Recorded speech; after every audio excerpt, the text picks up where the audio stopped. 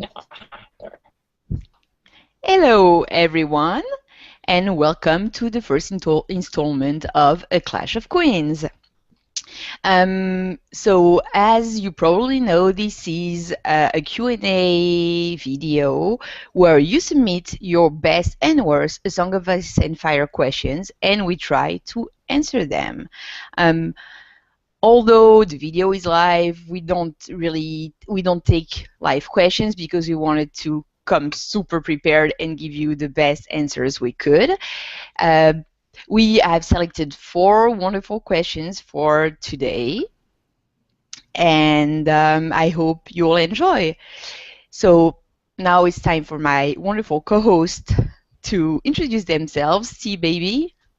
Hey everyone, it's T. I'm glad you guys have made it out to join us. This is going to be fun. I'm excited. I do videos. I'm sure the links are down below. You guys sent us some awesome questions. We're freaking out about them, but we're going to have some fun. And, the hype is strong, people. Tinker. Hello everyone, this is Tinker Jasso. Thank you very much for coming here to watch us live. I'm very excited. Thank you also very much for the questions, although some of them were not easy. They were not easy, but it was nice because it made me go back to one of the books that I hadn't read in a little while, and now it's getting me excited to read that book again. So it was a lot of fun researching these questions. Thank you. So just before we start, a couple announcements. We really hope to make this a regular series. Maybe if we can manage to do that, a monthly one.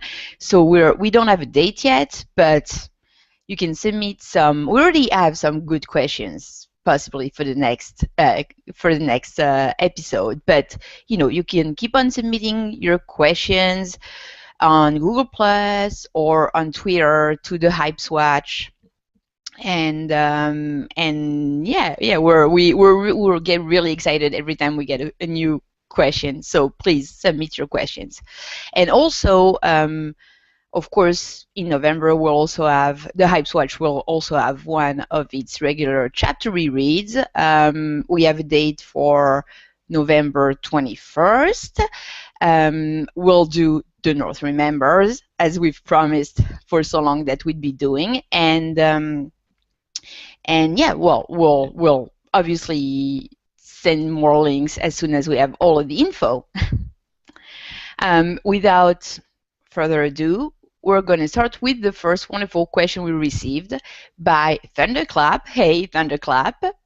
It was the very first question we received, so thank you so much for kickstarting the questions. His question is there any significance to the items Pate found in Walgraves' box under his bed? So, like, quick reminder, Pate is sent by the alchemist to grab a key that supposedly opens all of the doors in the citadel, and Archmaester Walgrave, and sorry, this key is only held by the Archmaester, and Archmaester Walgrave being senile, it's the easiest to take it from. And so here's the quote of everything that he finds. Inside, Pate had found a bag of silver stags, a lock of yellow hair tied up in a ribbon, a painted miniature of a woman who resembled Walgrave, even through a mustache, and a knight's gauntlet made of lobster steel. The gauntlet had belonged to a prince, Walgrave claimed, though he could no longer seem to recall which one.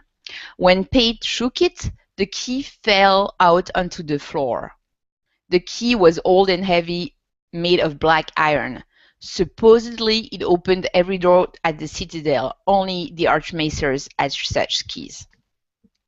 So again, thank you. Very good questions. And to be perfectly honest, I had never really thought about that previously. So it was interesting for me to dive a little bit more into this chapter, which obviously made me dive a little bit more into all the Macers and the Citadel, which is a really interesting topic. So, like, throughout this chapter, Wargrave, and even in some of Sam's chapter, once he reaches Citadel, Wargrave is just described as a senile old man. There are things like everyone said that Wargrave had forgotten more of Ravencraft than most Macers ever knew. So I always assumed that it was that what was under his in the box under his bed were his most precious possessions, and I never really thought if they could have. I don't really think they have. I don't think Wargrave is part of a big conspiracy. I think it's mostly things that really mean something to him. So the bag of silver stag. Since we don't really know how big the bag is, we can't really tell like how much money it is, but that's probably for his daily expenses. There's no mention of dragons, so it doesn't seem of golden dragons, so it doesn't seem to be a lot of money like a treasury would keep. A lock of yellow hair tied up in a ribbon. So that in our world, a lock of hair carries symbolic value and has been utilized throughout history in various religious, superstitious, and sentimental role, and that's what I think it is also in this story.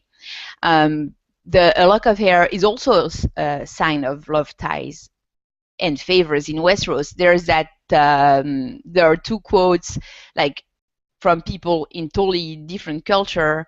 There's one from Barristan. 6 of the young cupbearers were playing some child's game as he entered, sitting in a circle on the floor as they took turns spinning a dagger. When it whooped to a stop, they cut a lock of hair off whichever of them the blade was pointing at. So Barristan had played a similar game with his cousins when he was just a boy at Harvest Fall. Though in Westeros, as he recalled, kissing had been involved as well. And there's another creepier quote about locks of hair from Varamir in the Dance with Dragon prologue. The hank of hair he took from the women he bedded.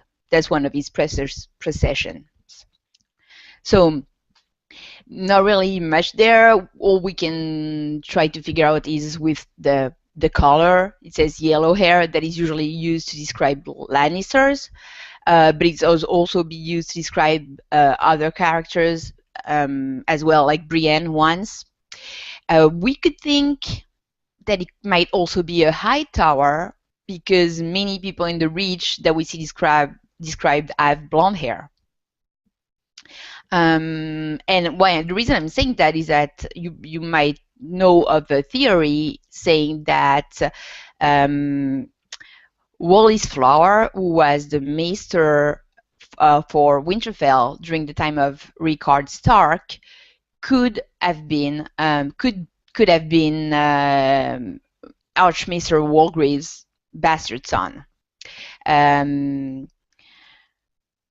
It's mostly, there's not a lot of hints for that. It says that Wallis Flowers was born a bastard son of a Hightower girl and an Archmaester of the Citadel, and it's mostly, that theory is mostly made of the similarity between the two names. Sweets, you're reading my mind, because I was up till 2 o'clock in the morning, and that's where basically where I ended up was in Winterfell. And I do think that it's the lock of hair. Traditionally, usually a woman would give a keepsake, a lock of hair, as affectionate or love. So you're right on the money with that. So I do think that that's possibly a high tower, and that he kept the sake. As far as I do believe that he was the bastard of Walgrave. Mm-hmm. And also the gauntlet. I think the prince he's talking about is Oberyn, because remember he also forward a few links when he went to Old Town. But like, you're reading my mind, like, on the money. That's exact. I have to totally agree with you on that. Thank you. Thank you. And yes, girls, like, feel free to jump in at any time, because right now I'm sorry if I feel like I'm so nervous, guys. Like, I'm desperately reading my notes and all of my quotes in my little documents, because I'm super prepared. But You're yes. on point. Don't worry, you're doing perfect. But Thank definitely, you. I agree. What do you think, Tink? You guys read into a lot more than I did. When I was reading, I had completely forgotten about this prologue. When he originally went into Pate, I'm like, Pate? Who the hell? I was looking, I read the question, I'm like, whoa, have I forgotten that much? And then when I went and reread the prologue, and I was like, what actually jumped me from this chapter more than Pate and his link to Winterfell is his possible link to Crescent, the Maester Crescent, the one who used to be with Stannis, is what he keeps, he barely remembers anything. His wit, he even said that it was broken, the lock was broken because he lost the key and couldn't open it. But Crescent is the one thing he remembers. He keeps calling him that, as if he'd known him when he was young. Oh yeah, I remember that. I search everywhere to try to find, their link, but so far everything. I started researching that when we did the reread for the Clash of Kings prologue. Is there, like, trying to figure out if I could see where Crescent was from. But like all the things, like all my guesses, educated guesses on Walgrave, like making someone from the rich, like even the next one. So the miniature of a woman who resembles Walgrave. So yeah, I mean, like, again, in Westeros, it's pretty common to have miniature made of women. Renly makes one of Marjorie that he shows Ned because at first he's trying to get Robert to abandon Cersei and to marry Marjorie. But so that's an example that it's something common. And the only woman we ever hear of with a mustache in the book is Selyse. That's exactly when I remember that, I started laughing out loud when I read. I'm like, so yeah, exactly. I mean, since we can assume the woman drawn in the miniature is related to Walgrave, either mother or sister, could it be a Florence? Someone actually in the chat room said that it possibly could be someone related to Florence. So it's interesting that you brought that up. I don't know, that miniature, just, that was the really puzzled one, because that could be anybody. And then it's kind of like, well, why do you have that miniature of someone? So I got stuck on that one. It could be just a random, as someone really he's related to. I mean, that's the only reason you would have a miniature of someone, is if you're really close to this person. Otherwise, I don't understand why you would make one, but maybe because it was late at night, but I was like, maybe he was a cross-dresser and he wanted to keep safe. I've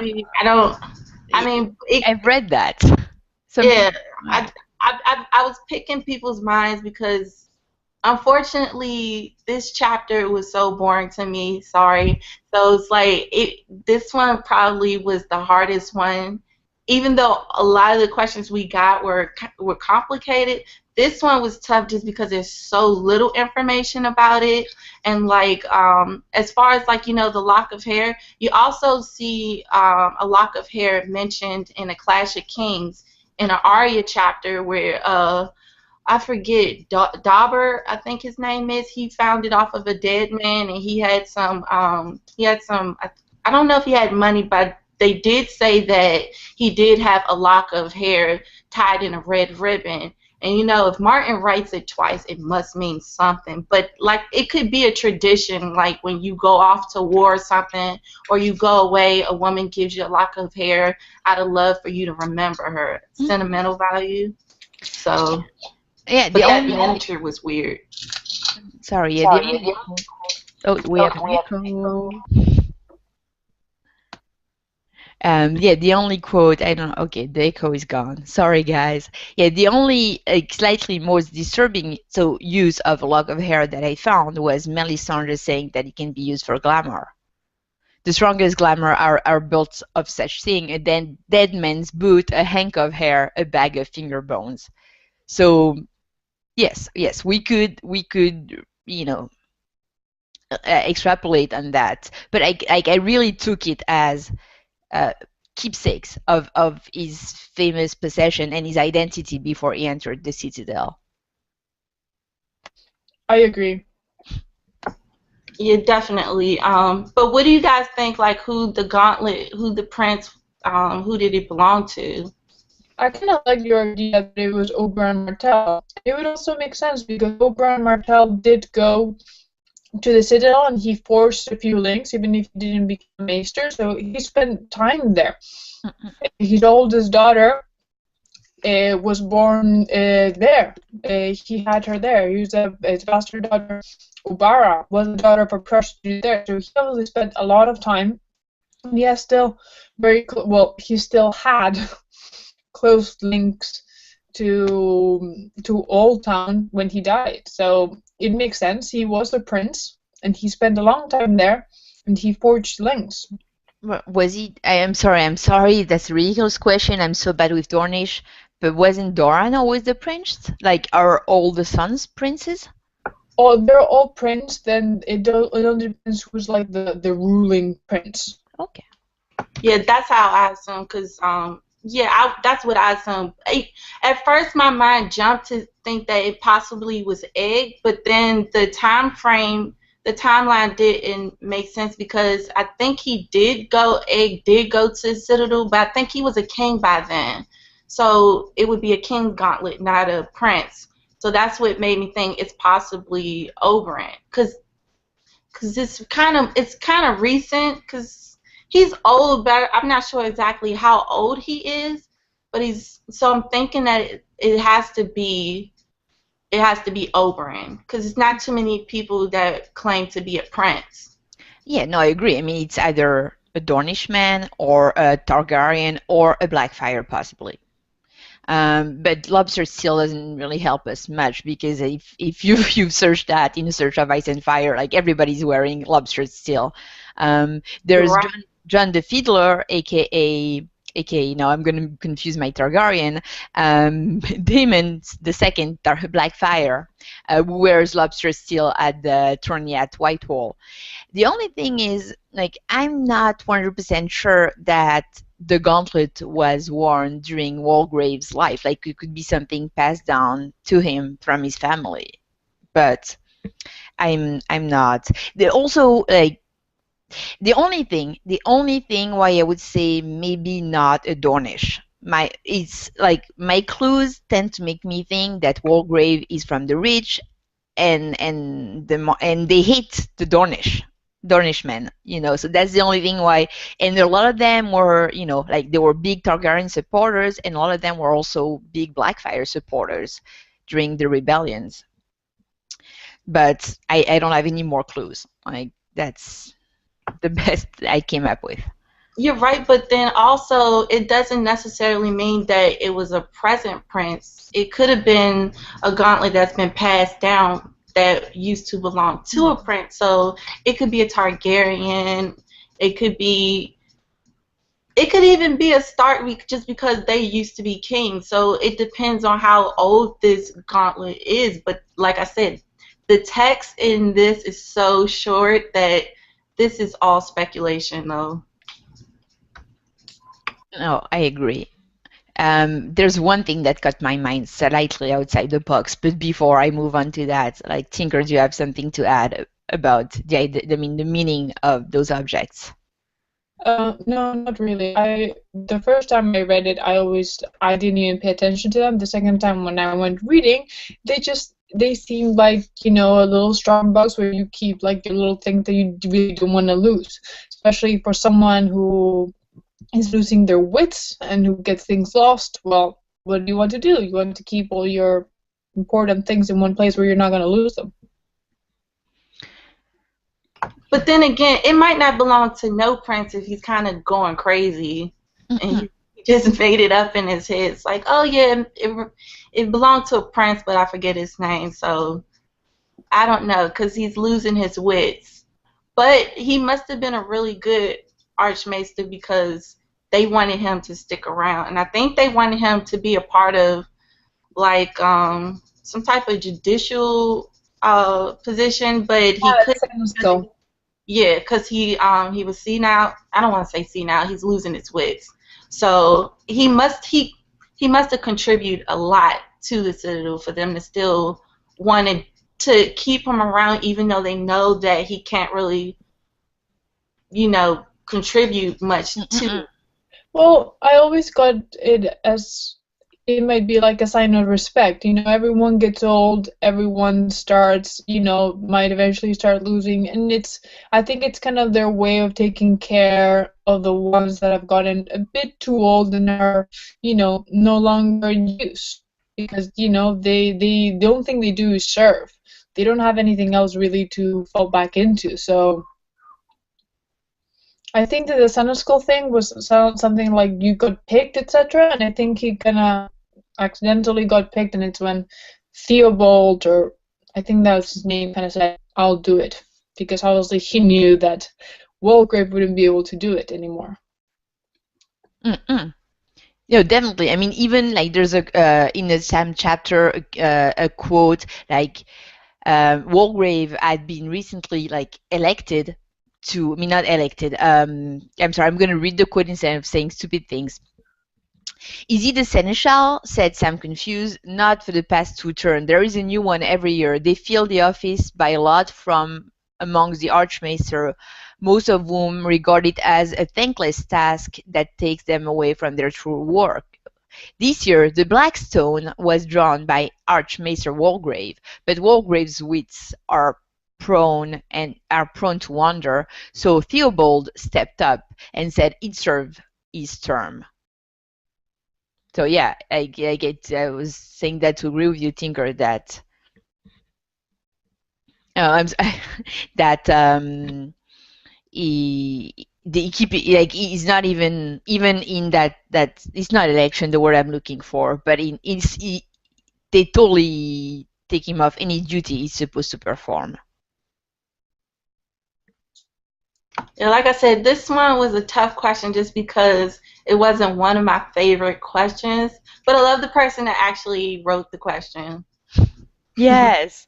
So okay, now the one thing that did catch my attention, and I know I'm just throwing that on you girls, is the broken box, and more specifically that quote. I'm sorry, guys, I'm trying to quote again. Maester Gorman, who is a Tyrell, has accused Pate of stealing because the box under Walgrave's bed is the lock of the box is broken, and that really, really, really caught my attention. Um, the box was stoutly made and bound with iron. Its lock was broken. Maester Gorman had suspected Pate of breaking it, but that wasn't true. Walgrave had broken the lock himself after losing the key that opened it. But wait, like Maester Gorman is a maester now. He's in charge of Ravenry, so is of doing the Ravenry exam, and we can assume that he's also like taking care of um some of the ravens, and thus going into Walgrave's chambers. But how does he know? Like, how does he know that the box with Walgrave's little keepsakes hidden under his bed, that the lock for that box is broken? Like, Walgrave didn't, or did Walgrave go around saying, "Oh, my box is broken"? Like, how does he know? Why would he care if none of the things inside were important? Like, has he been rambling through it?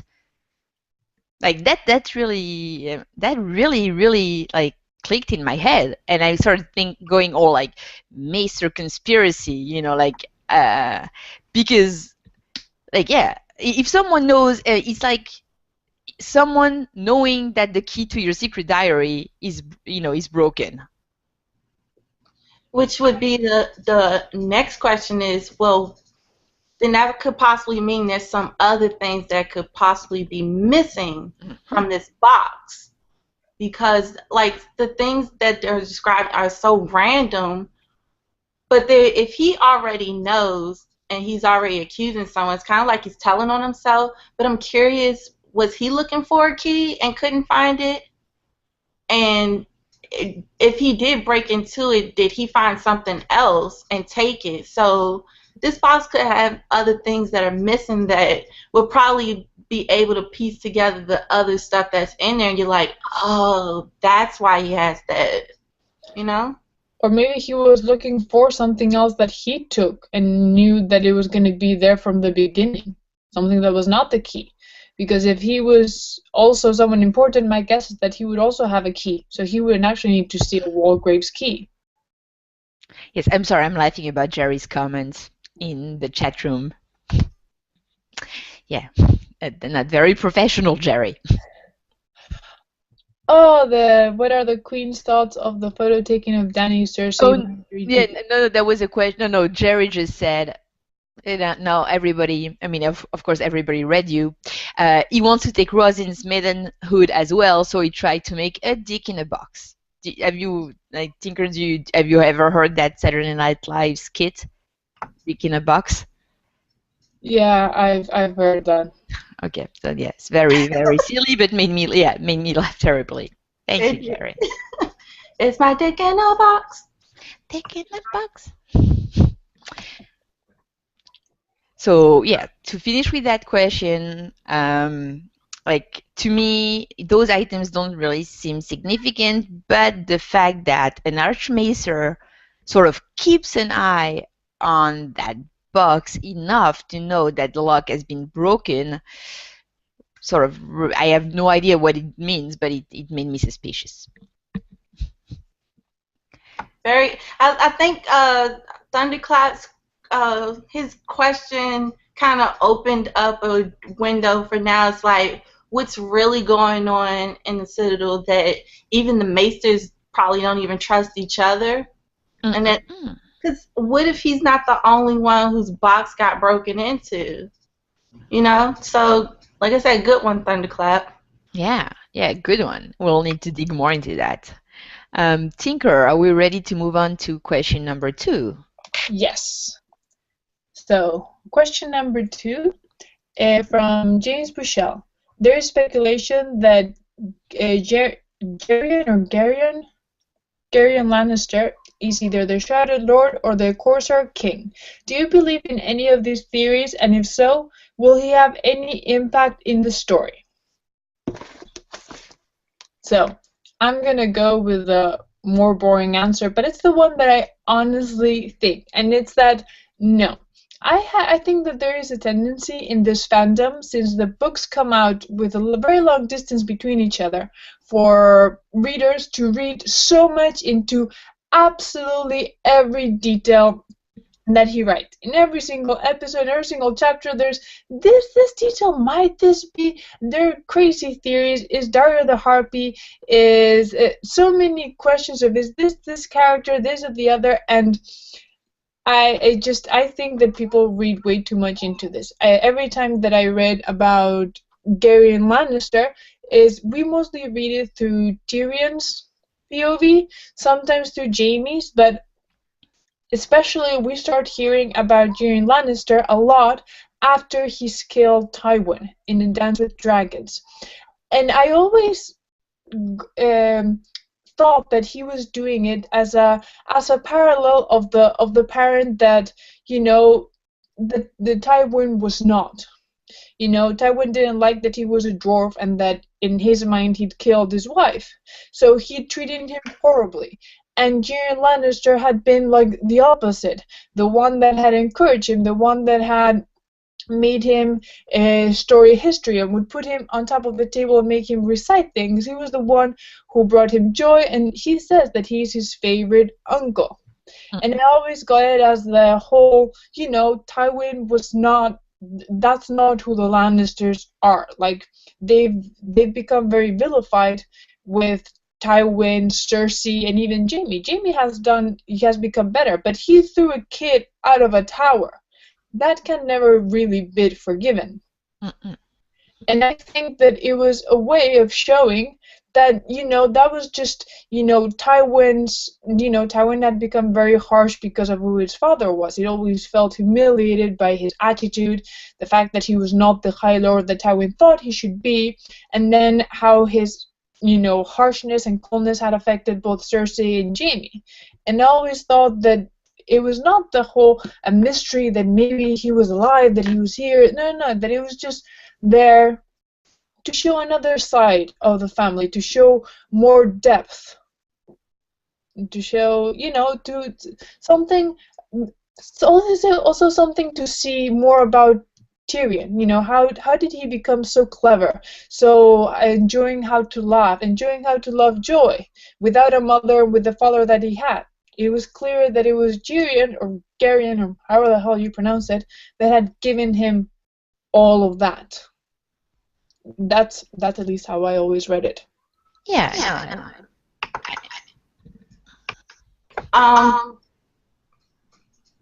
Echo. Yeah, I think Tinker makes the echo. Sorry, Tinker. I'm going to have to disagree with you on this one, just because every time you read something about Gerion, or whatever you want to pronounce his name, it's always talking about his humor. They don't talk about if he was a strong man. They don't talk about how he is towards his family. They only say that he went away, and that they always talk about how fun he was. Now, when we see the Shrouded Lord, Tyrion, I think this is the Dance with Dragons, where Tyrion, I think, falls in the water, and he thinks he sees his father, which could easily be his uncle, probably, because we don't know. They probably look alike. And I think they said that it was like rumor that he'll grant, I don't know, like a wish or something for someone if they can make him laugh. And it seems too coincidental for it not to mean something. So it could possibly be his uncle.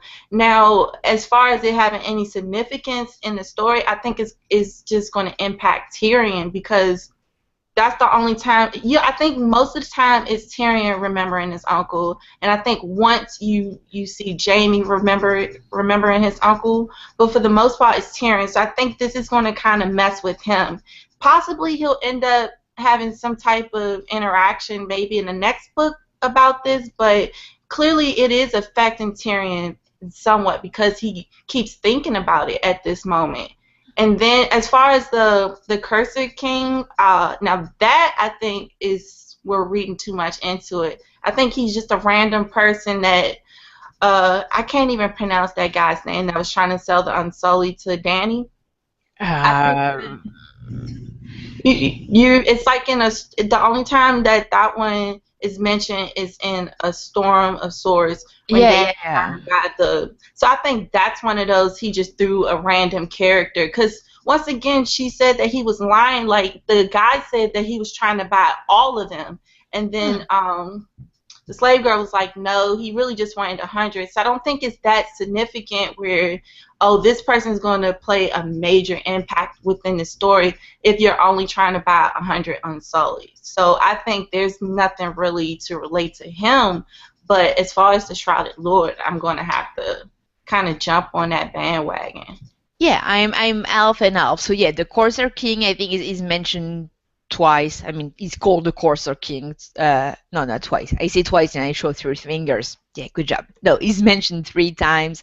But yeah, I kind of personally really like the theory that Euron is following Victorian, and that he's he's the Corsair King who tried to buy the Unsullied. Like, I really, really, really like that theory. But yeah, there are a lot of, I think it's more the Corsair King, if not Euron, is more for world building, like the way we had a lot of information in all of that region, so Thoros and the Basilic Isles, in the world of Ice and Fire, a lot of great world building information. showing that piracy is a real threat, is a real problem. Um, there was actually one of the quotes that say that there's a Corsair King who is the Shrouded Lord. This one is a Corsair from the Basilic Islands who believed the Rhine would offer richer picking than the Summer Sea. But yeah, I don't think they fit. I agree. All we hear of, I agree with you, T baby. All we hear of I say Gerion Lannister, correct me if I'm wrong, is yeah that he likes to read, he likes adventure. We hear also that he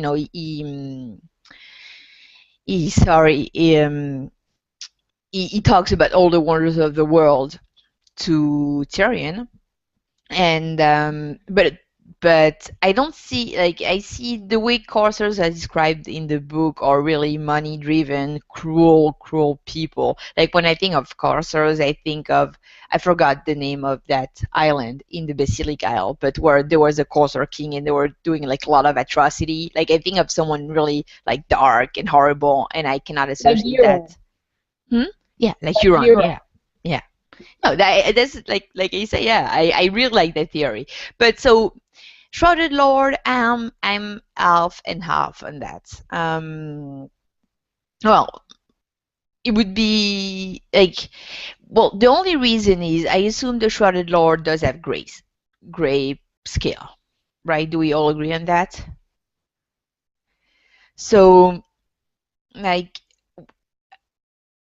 would he still be alive? I mean, he left. I'm sorry, I took some notes. I think he left in 291, King's Landing, and then he wanted to sail through the smoking sea of the ruins of Valyria. But so by the time, I mean, I'm not really good with timelines, but wouldn't he be dead of grayscale by the time Tyrion reaches the Rhine? But then you have magic within this world. I mean, Blood Raven should not be alive at this moment, and yet he is. So you don't. And then like the way that they have like I'm going to say legend within this story where they said that the Corsair King, I think he was a prince that got kissed by a lady from the fog or something that kissed him back to life. You mean the Shrouded Lord, right? Yeah, the Shrouded Lord, my bad. Oh, I'm jumping back. That's what, yeah. So it's like he could possibly still be alive because, and my rule when reading these books, if you don't see him actually die on the page, he could possibly still be alive. So I don't know. To me, I think that he would still be alive if that's who he is. Yeah, I mean, I know he's supposed to be, although like very briefly mentioned, like sort of an important figure because in a one so spec Martin, I'll try to find the link and put it in the description box. Martin has said that he had actually written the conversation between Tyrion and the Shrouded Lord, but that he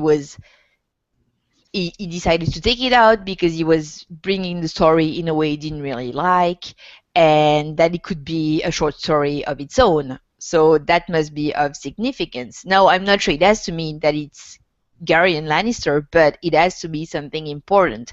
Yeah, it's a mythical figure that mixes both something that people seem to see as a real ruler of state, like the ruler of the actual city of, I'm sorry, I cannot pronounce that, Croyn? No idea you pronounce the name of the city of the stone men. Croyn. I see where you're going. Yeah, sorry guys. Terrible pronunciation. Yeah. Tell us that you know. But yeah, I'm sorry, now I'm getting distracted by the comments.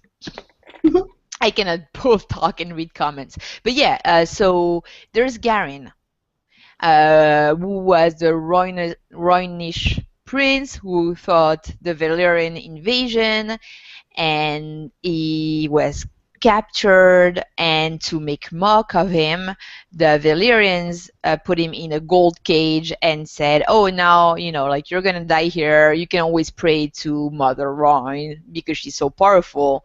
And he did, and they were all flooded. And the original, and in the destroyed city, the soul of the dead soldiers would still be wandering. So something very mystical, very mythical. But all the people think there's some sort of hidden, like, not government, but like hidden society that has a ruler who is an actual person who stays the ruler, I assume, until they die, who is the Shrouded Lord. So it's difficult. That's why it's difficult to pinpoint, because when we say Shrouded Lord, we're not even sure what we're talking about. And yet there's that, of course, the quote that you gave, T Baby, about him being a statue and being kissed by a woman with, I think it's lips as cold as ice. Which instantly, of course, anytime I see that, it's like, that's that same damn Ice Queen. Yeah. And she was over there somehow, and that's why I said he could possibly be alive if that's who he is in the books. Mm-hmm. And if Martin did have had written something where he was talking to him, then there is some type of significance probably with the Shrouded Lord. And I guess, like I said, because he's thinking that it's his father, it could have possibly been another relative. And it's just been so long that it's like, wow, you're starting to look more like my father than when I last seen you. Because I'm not sure how old Tyrion was when he left. Young. I think he was like 13 or so. So it's like, well, then he would recognize him. But then again, when you get older, features starts to change, and then he could possibly now look more like his father now than he did when he was younger. So, yeah. I think it's some type of significance there. But my question is, why, like, the Shrouded Lord, right, in the moment that is shown in the books, there's a reason for it. Why would it have to be Gerion Lannister? Like, what would it being Gerion Lannister at? We're not going to see the Shrouded Lord again? Or are we? If he's the Shrouded Lord, he cannot go back with Tyrion to Westeros, which is the story that Tyrion is gonna be like. Why does it have to be the Shrouded Lord? Like, what significance would it be that he really is the Shrouded Lord? Because he barely does things for nothing. Just like, oh, he's the Shrouded Lord and he's never gonna appear again. Then why waste a character like Gerion Lannister? But we don't know. Possibly he could show up later on in the chapters, because to me it's like, if you took the time to actually write that chapter and then you wrote it into it in depth, that you really wanted him, that he must have been significant, that you thought he was going to play maybe a major role with Tyrion and not everyone else. Maybe it was a conversation that probably was going to happen between them two. Like, you don't know. They're just like, what would be the point of sending Benjen off and then we never hear from him again? Mm-hmm. Like, we could possibly, but because he, like, the Shrouded Lord doesn't, we don't even hear about that until the 5th book.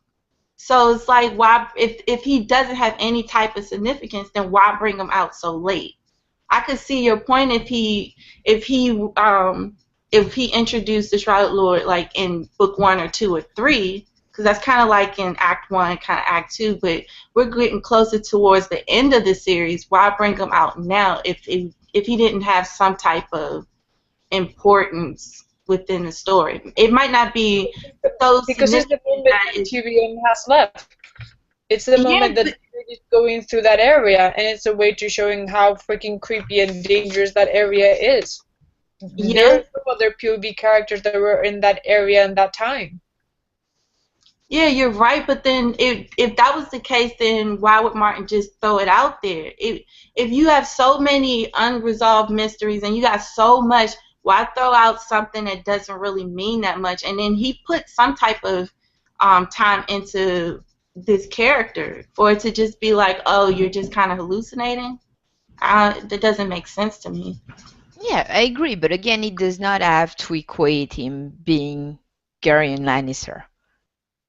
So, but I agree on the significance. It's like, I'm pretty convinced that the Long Night is not a Westeros only thing. Like we had a few little clues in the books, like a lot more in the World of Ice and Fire. We have the ghost grass, and in the Song of Ice and Fire we have Yeti with the Lion of the Night, and also a Long Night, and I think a wall also. I'm sorry, like I'm going on a tinfoil tangent. Why did they say we are the watcher on the walls, plural? Like that just got me started, like all my crazy tinfoil. So anyway, to slightly get back to this topic at hand, I think the Shrouded Lord is important. I think we've seen sign of water magic. I mean, there's elemental magic. It's not only fire magic, it's also water magic. I'm not saying they're different gods necessarily, but that similar phenomenon seem to happen everywhere in this world. I think the most though out of that is that I'm so curious about the chick that came from the fog and kissed him. That I think really, I was like, whoa, whoa, whoa, Ice Queen, Ice Queen, Ice Queen. But that part I think more intrigued me than trying to see if it's his uncle or not. Because like I said, it could be his uncle, it couldn't be. We won't figure it out until Martin finished these books, which we're patiently waiting. But it's fun to. I mean, it could possibly be him just because he kept thinking it's his father. But then again, he fell off the boat. He could be hallucinating, and he's been thinking about his father the whole time. So it could be just him hallucinating, and that was on his mind.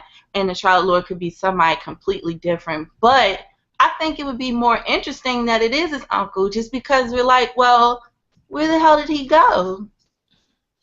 I think it would actually be more interesting if he wasn't. I actually found the quote.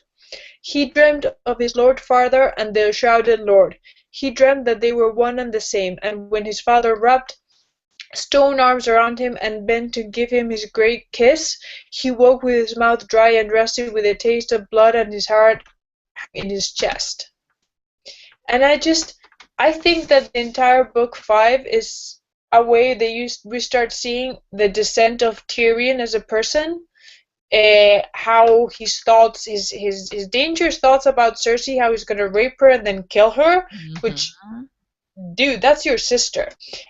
How he all his mentions of Tysha, how he killed Shay, how he killed his father, whether his father was a bastard or not, to kill one's father.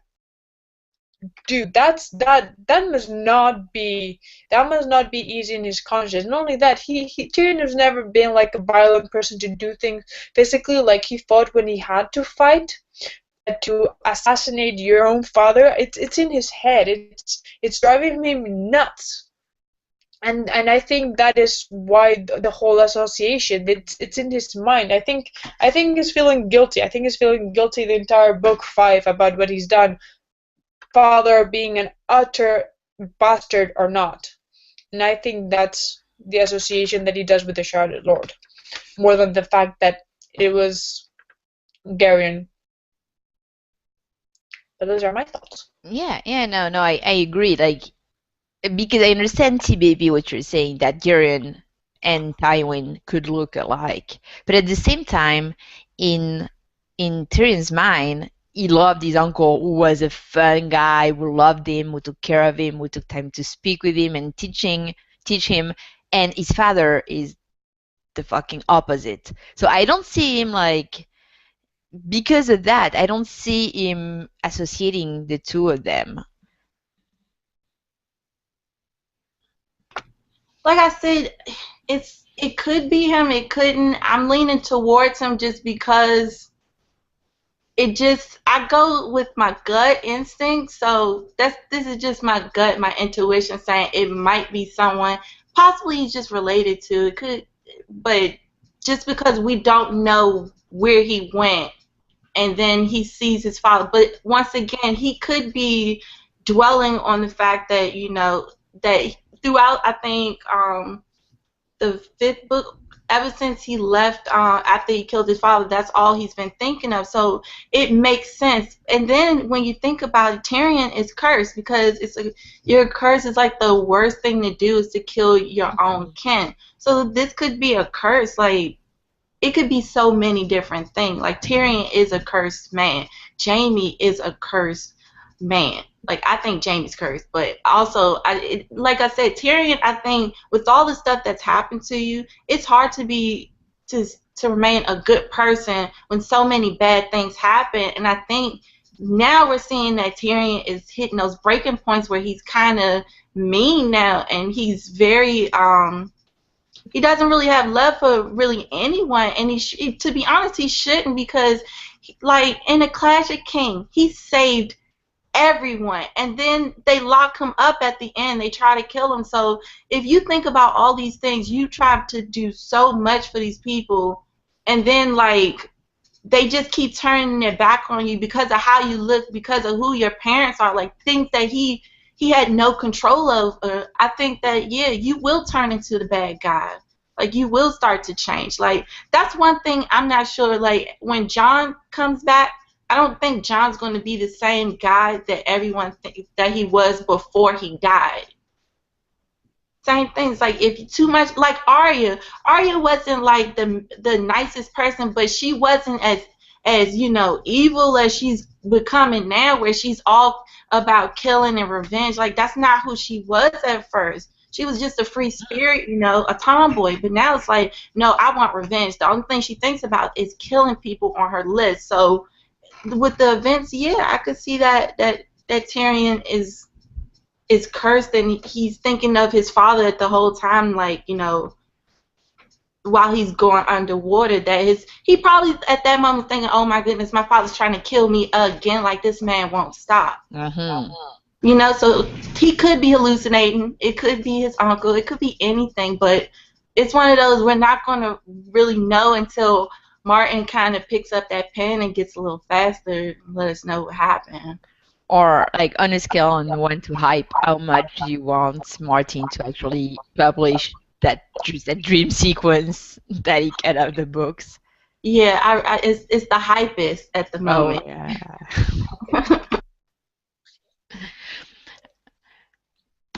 Do we have anything to add on this great question? So again, thank you, James, for submitting it. And you were just a little sneaky because he asked the same question to History of Westeros on their Q&A, because he wanted to compare who had the coolest answer. And he didn't get it because they didn't answer it, so haha. But good question, because that one also kept me up trying to figure out who that could be. Because you guys are picking like the questions where there's like literally one, maybe two sentences throughout the whole series. Martin talks about a zillion things, and you guys are like, what about that one sentence? You're like, I don't know. But good question. The next one is hard. Yes. Yeah. Oh, I love the next one. So, T-Baby, can you introduce the third question? All right, this one's with hiking through with Steffi. Now, if I got this question, I hope she's in the chat room. Yes, so if we did mess up the question, just kind of let us know.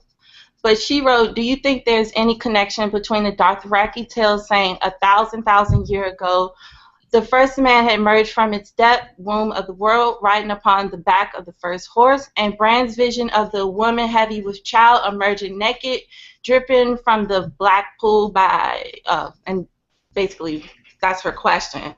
Now, I'm going to have to say no. I think that it's just coincidental, but you're talking about something that happened thousands of years ago, where the vision where the woman is in Bran's vision, the woman that's emerging from the pool in Winterfell, where she's emerging naked, dripping, asking the old gods to avenge her. The way that Bran's visions came through him, it's more recent than we think it is. It's because when Bran had his visions, and let me see if I can pull it up from what I wrote, because Bran's visions kind of came first. He had like a vision of his aunt and his uncle playing, and then he had a vision of a slender woman, who could possibly be old Nan kissing a tall guy, and then he sees the woman who kind of comes up from the pool, and then that's when his visions get faster and faster and faster. He starts to recognize some of the old kings of Winterfell, but before he could put a name to it, the vision was gone, and then he had that creepy ending. So based off of how his visions came, I'm going to say no, they're not related. What do you guys think?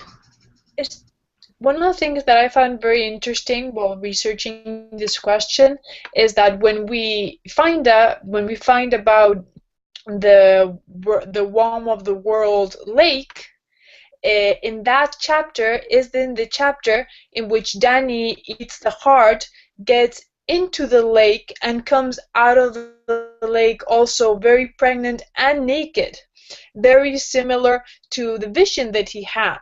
And she's kind of praying not to the old gods to avenge her, but to her baby, really, for it to be a son and to avenge her. And in a way, Dany having a son, being with the Dothraki, that would be what avenged her and her family. You know, she had a son, and then which is exactly what Drogo wanted. They would get their army and go to Westeros and take over. And well, I'm not sure if there's like a relation. I really liked that similarity, that same idea. She rises naked from a pool, pregnant, and then the vision of coming out of it and saying, "Avenge me." And in a way, Dany having the baby is a way of having revenge on Robert Baratheon and all of the others, because that's what, at least until Drogo died, would have really gotten her revenge. Yeah, like I think that they're similar, but as far as timeline for it to be the same person, I don't think it's the same person. Oh, okay. So yeah, they're very similar because that symbolically that there might be a link. Possibly, like they might have been in the same situation where you're right on that. The only thing is, I'm curious to who this woman is, because she's not this didn't happen that long ago. That's the one. So I'm like, is it a Stark? Is it like, who is this woman that was in Winterfell, obviously, that wanted her son to avenge her? There was some. I'm sorry. Now, of course, I'm not prepared to answer that question very precisely, but I know it's been discussed a lot, and that. Oh God, I feel like I'm going to see something stupid and regret it, but it could be. I think during the time of the She-Wolf of Winterfell, like a lot of the men get killed, and that they want. I don't know. It's either something to do. I'm sorry. I'm so sorry when I don't come prepared, but it's either has something to do with a war between the Starks and the Ironborn, or when they were defending the Wolves Den. I can't remember, but at some point there were a lot of Stark hair that were killed at the same time. Yeah, so Steffi is saying she's thinking more. She was saying more like, is it a ritual being passed down? Mm-mm.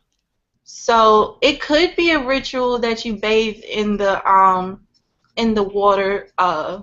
The one thing that's creepy about this, though, that I'm not sure, is that the only time we hear that you see about the Black Pool is only two places. It's the Black Pool in Winterfell, and then the House of Black and White. So there's something really creepy about whatever's going on in that pool. Oh, no, can I jump in? Go ahead, go for it. Okay, let me... yes, no, another Black Pool. I've been... Okay, as some of you may know, there was a reading in a convention of George that George did of Winds of Winter, Arryn, second chapter. And it's been going around for a little while, but because it was an unofficial recording, we haven't really been discussing it because George doesn't like unofficial recordings and only wants to put out the material that he has decided to put out.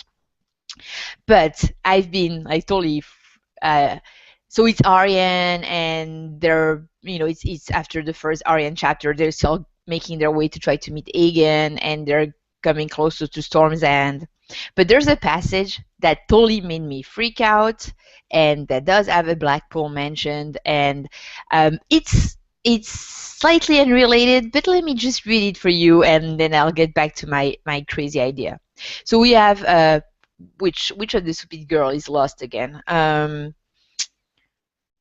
Well, one of Aryan's. I'm sorry. I usually I've not reread Aryan's chapter. Hate me. I don't really like the Dornish that much. I know I need to reread them, but I'm not. Oh, Elia Sand. Sorry.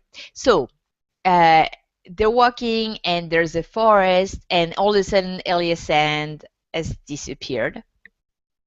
And they start looking for her, and they enter a cave. And I need to read a little bit about the description of the cave. The cave proved much deeper than any of them had suspected. Behind the stony mouth where her company had made their camp and hobbled their horses, a series of twisty passageways led down and down with black holes snaking off to other side. Farther in, the walls opened up again, and their searchers found themselves in a vast limestone cavern larger than the greatest hall of the castle. Their shouts disturbed a nest of bats which flapped about them noisily. I'm sorry, it's a transcript, so some words could be of the reading, so some words could be off. But only distant echoes shouted them back. A slow circuit on the hall revealed 3 further passages, one so small it would have required them to proceed on hands and knees. We'll try the other first, the princess said. Demon, come with me. Garibald, Joss, you try the other one. The passageway Aryan chosen for herself turned steep and wet within 100 feet. The footing grew uncertain. Once she slipped and had to catch herself to keep from sliding. More than once she considered turning back, but could see Sir Damon's torch ahead and hear him calling for Ilya, so she pressed on. And all at once she found herself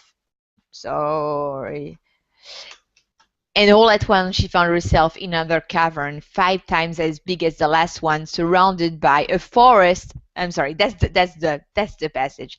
And all at once she found herself in another cavern, 5 times as big as the last one, surrounded by a forest of stone columns.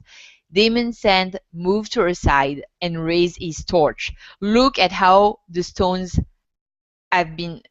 been shaped. Those columns in the wall here, see them? Faces, said Aryan. So many sad eyes staring. This place belonged to the children of the forest 1,000 years ago. Okay, I'm sorry, I'm skipping a little bit. The other searchers had found Ilya, as she and Damon learned as they made their way back up the slippery slope to the last hole. Their passageway led down a still black pool where they discovered the girl up to her waist in water, catching blind white fish with her bare hands. Yeah, sorry, that was really long, but I wanted to read that because there was another quote of a dark black pool. We have petrified werewood tree or whatever tree with faces carved in them. Remember, we are near Storm's End there, so it's the surrounding is like almost like a rainforest. It's a very warm place, and so to try to harken back. So yes, I think it's a ritual. I think there's some, even in our world, like there are a lot of ritual involving pregnant women bathing, like some sort of cleanse and empowerment. There are also a lot of stories of women, mysterious women coming out of lakes, even in our own, folklore. And I think that, yes, so sorry, I'm so sorry, Steffi, because that's one of my crazy, like, unbuilt tinfoil that always go around in my head. But yes, I think I'm not saying that Danny's Lake in Dothraki Sea is physically connected to, the lake in Winterfell or that lake, but I think it's symbolic. But I think, yes, like I've said earlier, I think there's some similar event of the long night happening all throughout the world. I also think that there's underground tunnel and underground water that are connected to one another and that could have some magical properties that are connected together. And so I think as well in Essos, that water is probably connected to other water and probably connected to underground tunnel that probably have magical properties. Sorry. No, it was interesting. I've never looked to it so far as the waters connected, etc. But I did see it kind of as a ritual because in the vision that Bran has, she's doing the black pool that is in front of the wirewood tree, and it looked like a ritual after she comes and then prays to the tree. And the womb of the world, it is their sacred lake, where originally the first the first being had come out with the first stallion, and she does it after she eats the all, and it's just to clean the body and also as a prayer for her child will be strong, the same way that the other woman is praying that her own child will avenge her. So I did see that similarity in the ritual in places that are very, very, very far away. There's a very big distance between Winterfell and the Dothraki Sea.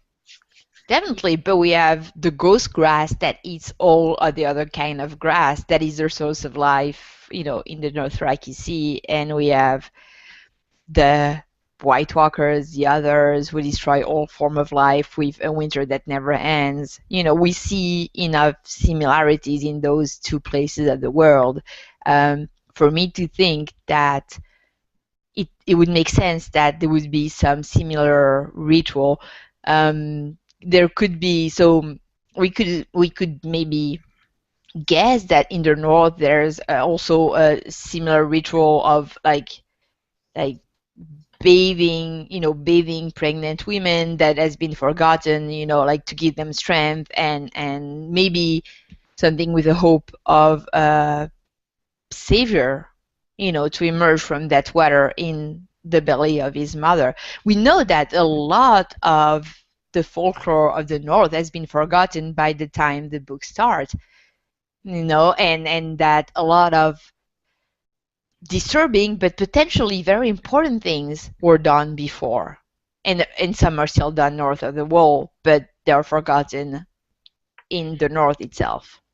And it's also very interesting, but they're both religions that don't really have a dogma, so to speak. Not like the other religions that have like priests and a very institutionalized kind of religion. Like the Dothraki have the Vice Dothrak, the old Khaleesi's that are Khal are there, the crones, but that's the most that they have.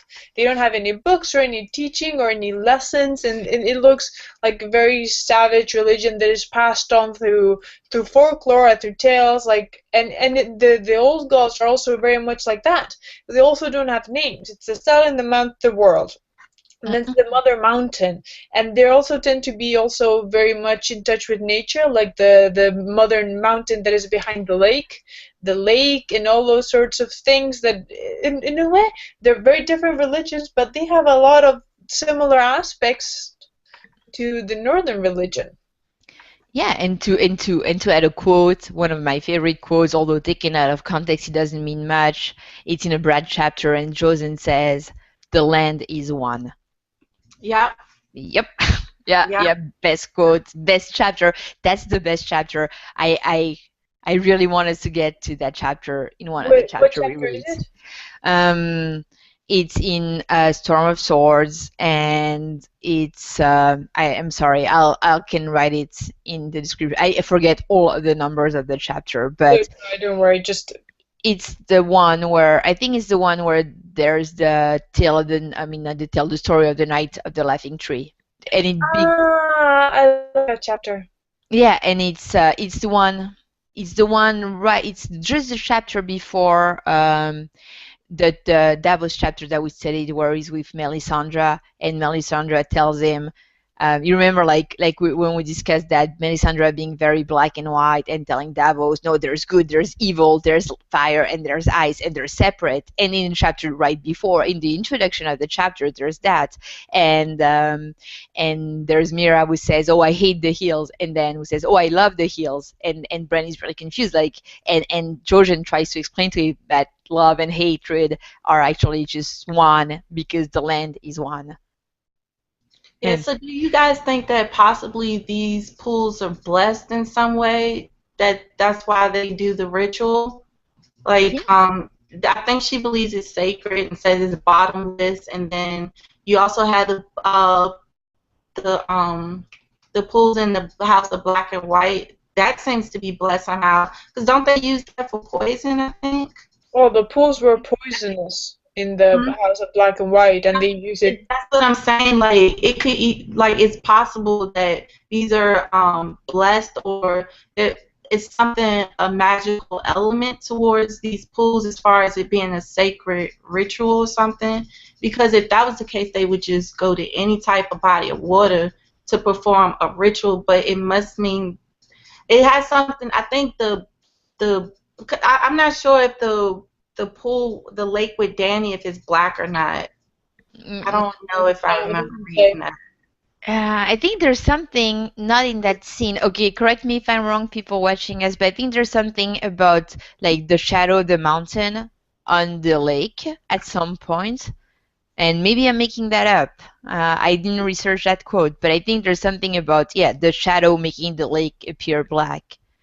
Yeah, this question, I think I might have read it kind of wrong, but I got stuck when I started thinking of that black pool, and I was like, wait a minute. And then, you know how, like, you read a question, you try to figure it out, but then your mind wanders somewhere else because of this one little pass, and you're like, whoa, wait a minute. So I think, there is something going on with there's something spiritual, magical, something going on with these black pools of water. Here it is. It's a very good question, Steffi. Yes. It's my favorite. It stumped me. But yeah. And Quote, I found it.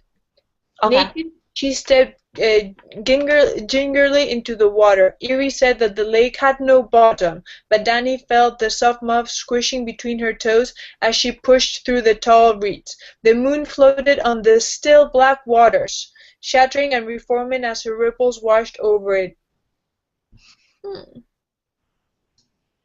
Yeah, so that's what I read, but then, you know how some lakes, you walk a little bit into it, and then after that, it sinks. Like, so it could still be that there is no bottom in this lake. She just didn't go further enough into it. But it's something is going on with that water and that black pool, definitely. Either way, it was an awesome question. Thank you. Thank you, Steffi. Thank you. I think we have another handsome question already from Steffi for one of the next things. Oh, but I'm getting sidetracked. Because do we have anything? I mean, I would have a lot of things. Like, Steffi, you have to understand, like, that question, like, hit me so hard in the heart of all of my crazy tinfoil thoughts. There are, like, just a shapeless, like, blob that, I never really properly took time to put into shape, because every time it's so daunting for me, because it's something so huge. It would be like a 50-page essays. Every time I try, I'm like, oh, I don't have time, and I start and then I give up. That was amazing, and a lot of food for thoughts. Um, oh, go ahead. Sorry. No, I'm like totally agreeing with you. That question just anytime a question takes me to a Bran chapter, I'm just gonna let you guys know my mind will wander just because Bran, I love that character, I love his chapters, and every time, no matter how many times I read his chapter, I always find something that either freaks me out or something I didn't catch the first time. When I was reading it to try to see the comparison about that pool, it was also something like in a Clash of Kings when no, I'm lying. It's the third chapter, Bran chapter, in A Dance with Dragon, when he's slipping into the werewood tree, and he has all of these visions, and then the last one with the lady with the white hair that kills that man, and then he tastes the blood, but the way that he says Brandon Stark tastes his blood, I was like, oh, it creeped me out. So my mind definitely, it's something going on with that water, the tree. I think it is somehow connected. But possibly, I wonder if it's like any black pools or spiritual pools in those caves that Bran's in. Because I think doesn't he hear water when he's in Hodor trying to? So Yeah, for all yeah. I know, the children of forest could also be somehow connected to these pools. Who knows? But And doesn't yeah. he hear water in the crypts? I'm sorry, I'm getting totally sidetracked. Not Crips. When he's No, in yeah. the No, cave. I understand. Yeah. Like, I understood your question. Yes, he does hear water Um, when there's in the Werewood Cave, but isn't there a passage where when he's in the crypt and there's a mention of the sound of dripping water? I They're could be in the totally crypt of making that. Winterfell. Yes. Or am I Well, totally making that Winterfell, up? underneath Winterfell, there are the heated pools Mm. that they get the steam and they put it through the entire castle so that it's warm. So they're literally there's underneath Winterfell there's the warm pool that gives the heat, and it's also what allows the glass gardens to be able to have plants because they heat the ground Yeah. when it's very cold. So Winterfell is a very special place. Blasted Bolton that he burned it down. Hmm. Yeah, it's a very mystical place. Could be one of the Inges of the world. There are a bunch. Could be. I mean, if we trust Melisandre, I don't really tend to trust Melisandre that often, but, the wall is one. Winterfell could possibly be one. Maybe the Vase Dothrak, the Mother of Mountain, the Womb of the World is another Inge of the world. Maybe those are just places with especially high magic concentration. So, next question. Yes, yes. Sorry. The last question is actually a dual question because first Joshua Valach, I'm really sorry, I don't know how I'm supposed to pronounce your name. He asked us, will we ever see a trial of 7 in modern day Westeros? And then Jerry the Targaryen Steamboat asked us, it's a little long. I'm going to read it as is. So, say you're each a noble woman in Westeros, like Jason Stark or Anne Lannister or Taryn Tyrell, for example, and you are in court in King's Landing, and Cersei came to believe each of you were possibly the younger, more beautiful queen that Arthur throws her, and she got you falsely accused of a crime which will be determined by a trial by 7. Obviously, Jerry the Targaryen Steamboat would be one of your defenders. Who would be the best choices for the other 6? And he adds, must be currently living, so no Arthur Dane. Sorry, that was a little long. So do we answer first the first question and Yeah, then we go to the second one? yeah, I think. Oh, how about we maybe. answer the first part and then we'll go in depth with the second one because I Yeah, know the second part is going to be fun. hell yeah. Yeah, no, definitely. Yeah, I do think that we might see a trial by 7. And it's ironic because I think it's going to be against Cersei. I think that she's I think what might possibly happen, and you guys can definitely disagree with me if you want to, but I see it playing out that Cersei thinks that, oh, I'm just going to get, what's his name, Robert Strong. I'm just going to get Sir Strong to be my champion. No one can beat him. And I think the Fates are going to hit her with that, no, we want a trial by 7. Yeah. I think that's how it might possibly play out.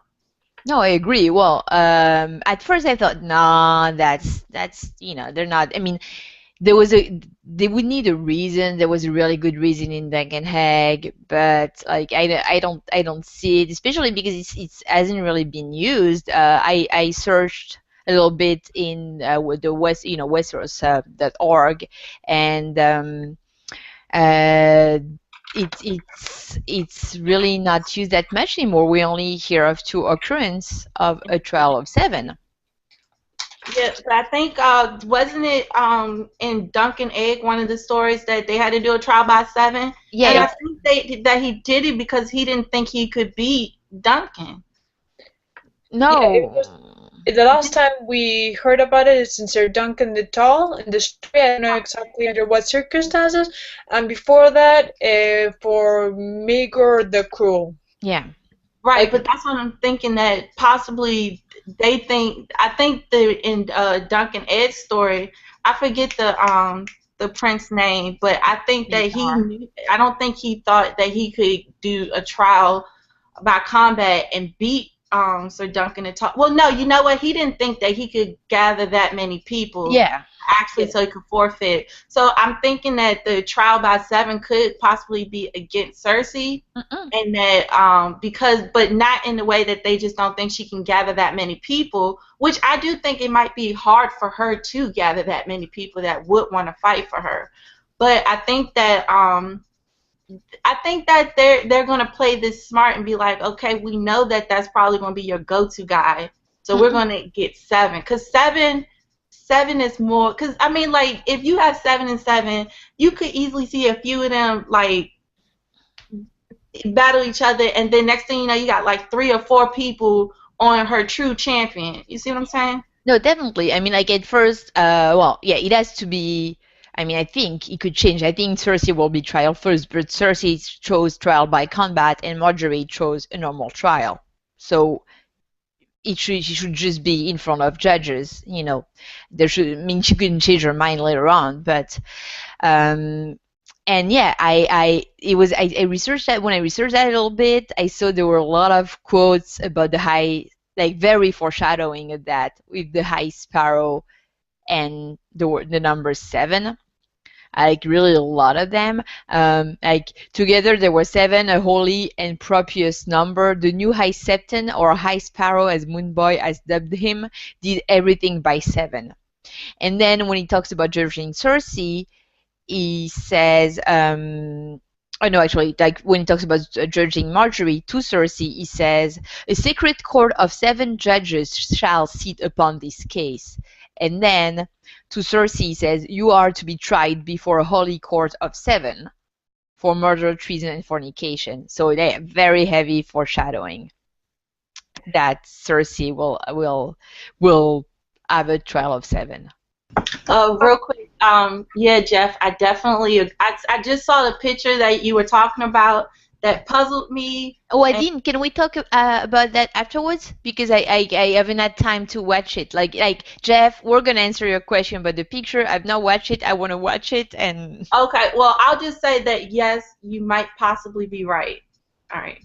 Okay, but I don't even know what you would be right about, so that's why I really love this question, but the thing is that I'm very conflicted about this question, because doing the research, I also saw a lot of foreshadowing and about how the High Septon does everything in like 7, like wants to do everything exactly, he's very religious, very obsessed, everything in 7, so there's a lot of foreshadowing, and it would be very cool to suddenly turn on her and suddenly not having to find 1 champion but 7. But I'm conflicted in this because it wouldn't actually be difficult for Cersei to find six other people to fight for her, mainly because she's queen. They need her to be innocent so that Tommen could still be king, which means that the Tyrells are gonna find the best fighters that they can to fight for her. The Sparrows have less people really to find good warriors than they do. And also, I don't think Franken Mountain, Sir Robert Strachan, can really be defeated the ordinary way, or it has to be someone like, I don't know, Gregor Clegane. But I honestly believe that the only way that Franken Mountain is gonna die is with fire, because we've all, you know, all Yeah. that magic, how the dead bodies in the north, they have to be burned. Mm-mm. I don't think that 7 people would be able to take him over. Like, Oberyn Martell was the only one who managed to kill him, and it's because he was poisoning him and dancing around and doing all sorts of things, and now he's dead.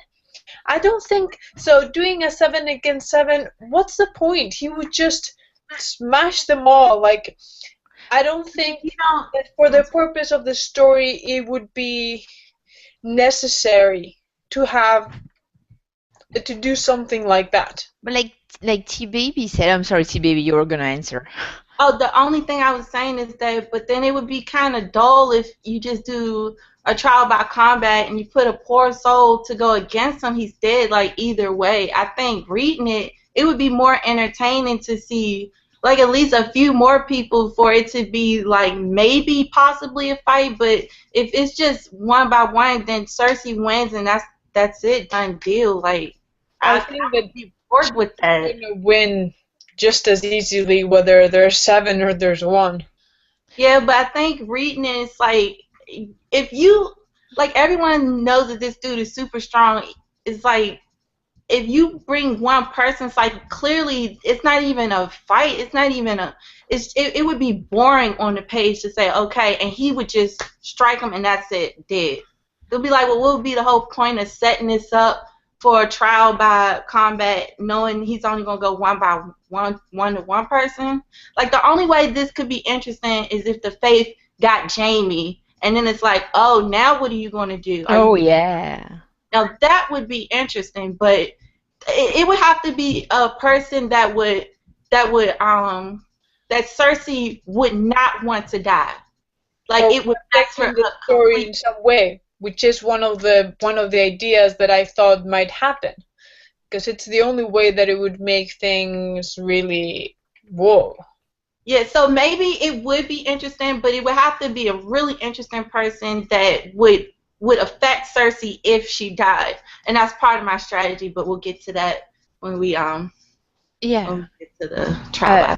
First, T Baby, do you mind in our chat box pasting the link for the picture that Jeff is talking about, because I cannot find it. So yeah, I was to answer Tinker your question. I think they assume because Cersei said the queen can only be represented by the King's Guard. So they assume that it will be too complicated and that she'll forfeit. But they would have to, like, if it can only be represented by the King's Guard, they have to make it possible for her to be able to defend. Currently, Loras Tyrell, who is one of the King's Guard, is dying or dead in Dragonstone. So technically, that really wouldn't be fair. And then it would look like the Faith was cheating. Yeah. Well, I don't know. I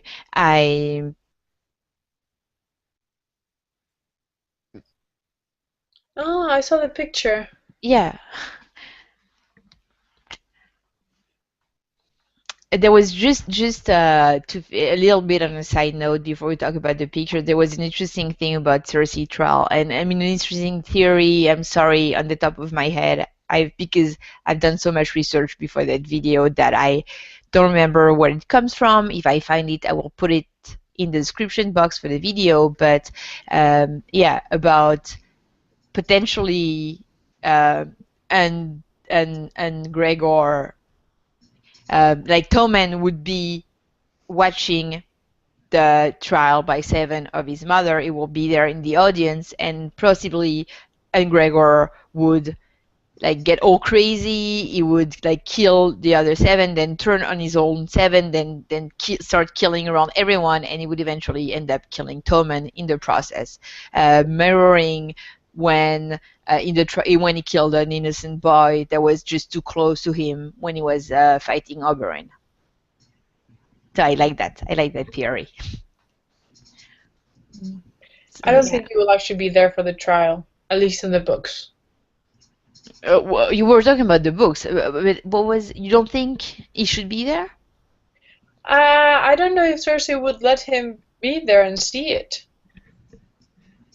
I mean, he's the king. When has that affected anything? Sir Kevin is now dead. Yeah. That is true, now that you think. But then she's going to kind of... You do make a point. She probably wouldn't want him to be there. And he is kind of a gump. So, yeah, he might not be there, now that I think about it. He's barely, like, in the books, he's barely been present at all for anything important or royal necessary. Yeah. Yeah, he might not be there. But also, I actually think it would be very fun to see a trial by 7. Like, I have my doubts simply because the Franken Mountain is just such a big opponent that I think it would be that he will do something else, like put someone interesting against him, rather than actually seeing 7 against 7. But I think that if we're gonna get it at all, it's gonna be on Cersei's trial.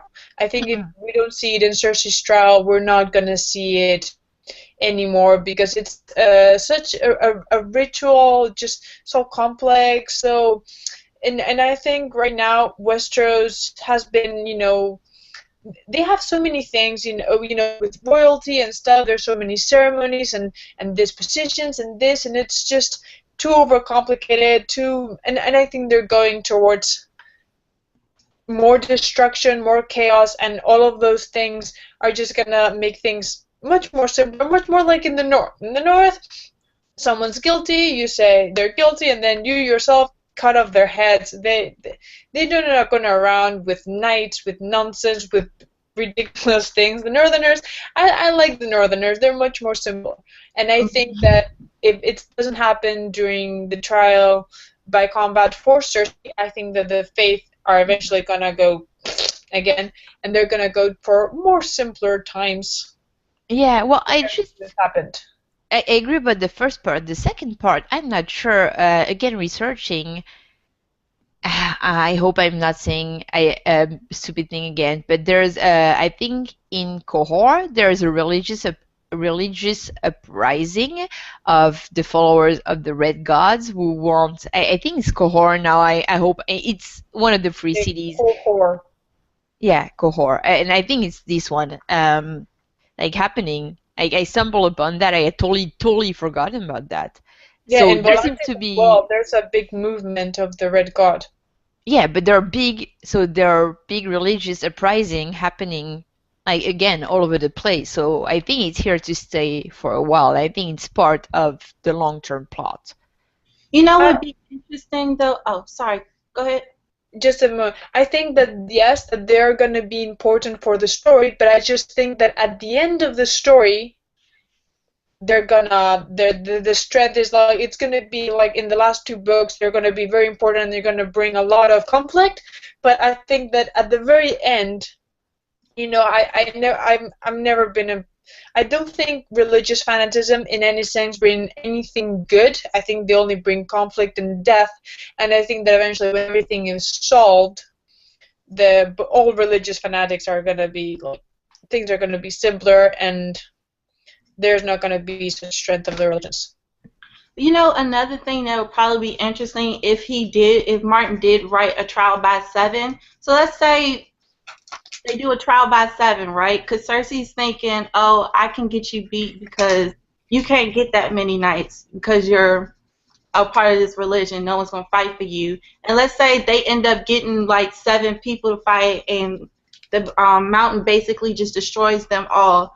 That could cause a big like revolt against Cersei, because what if these are like honorable knights or people who don't, who are, what if, how can I put this? You have a trial by 7 and then her champion just destroys everyone. Now there will be people ready to avenge them and say, you know what, I'm tired of the Lannisters, like we're at war because of them, everything's falling apart. That could cause to the same thing that happened to the Mad King, where people, houses are going to start to raise their flags to go against them. So it could still be like a huge trial by 7, and even though it's like, come on, this guy can completely destroy everyone, but then again, it's like there are consequences for that. Like, because, you know, Cersei doesn't think everything through. She thinks she's really clever, but she doesn't see the back end of what her actions does.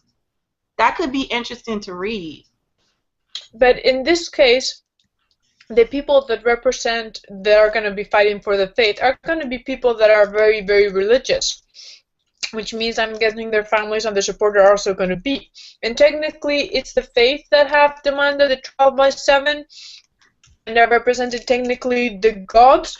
So they couldn't have a revolt because it's chosen. They willingly chose, and technically the gods chose to say that she's innocent. Yeah, so but you could also have knights from another house say, look, I'll fight for the faith. Like, what if the Hightowers say, you know what, we have to back them up? They're a powerful house, so it's like you could, and if let's say the Hightowers supplies some knights for this, and then they get destroyed, that can be a course of chain reaction where they're like, you know what, we have to revolt now against her because she's gone too far. Even though it's fair because it's a trial by 7, but at the same time, you could still just be like, you know what, I want to avenge the person that I care for because it's not right. You see what I'm saying? But the Hightowers are related to the Tyrells. Mace Tyrell is married to a Hightower.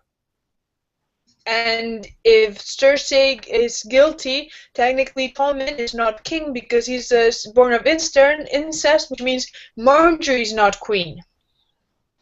Yeah, which would hurt the Tyrells. That's exactly what would not back the faith in that sense. I just don't see people I don't see like people just sitting back and letting the Lannister just keep doing whatever they want, because they're literally destroying like the whole realm. I just don't see that, oh, we're just going to let things just slide, even in a trial by combat. Yeah, it's not anyone really important or influential that it's going to be fighting for the faith, because it's not going to be anyone from the Stormlands. The Stormlands are a disaster. It's not going to be anyone for the Vale or the Riverlands or the North.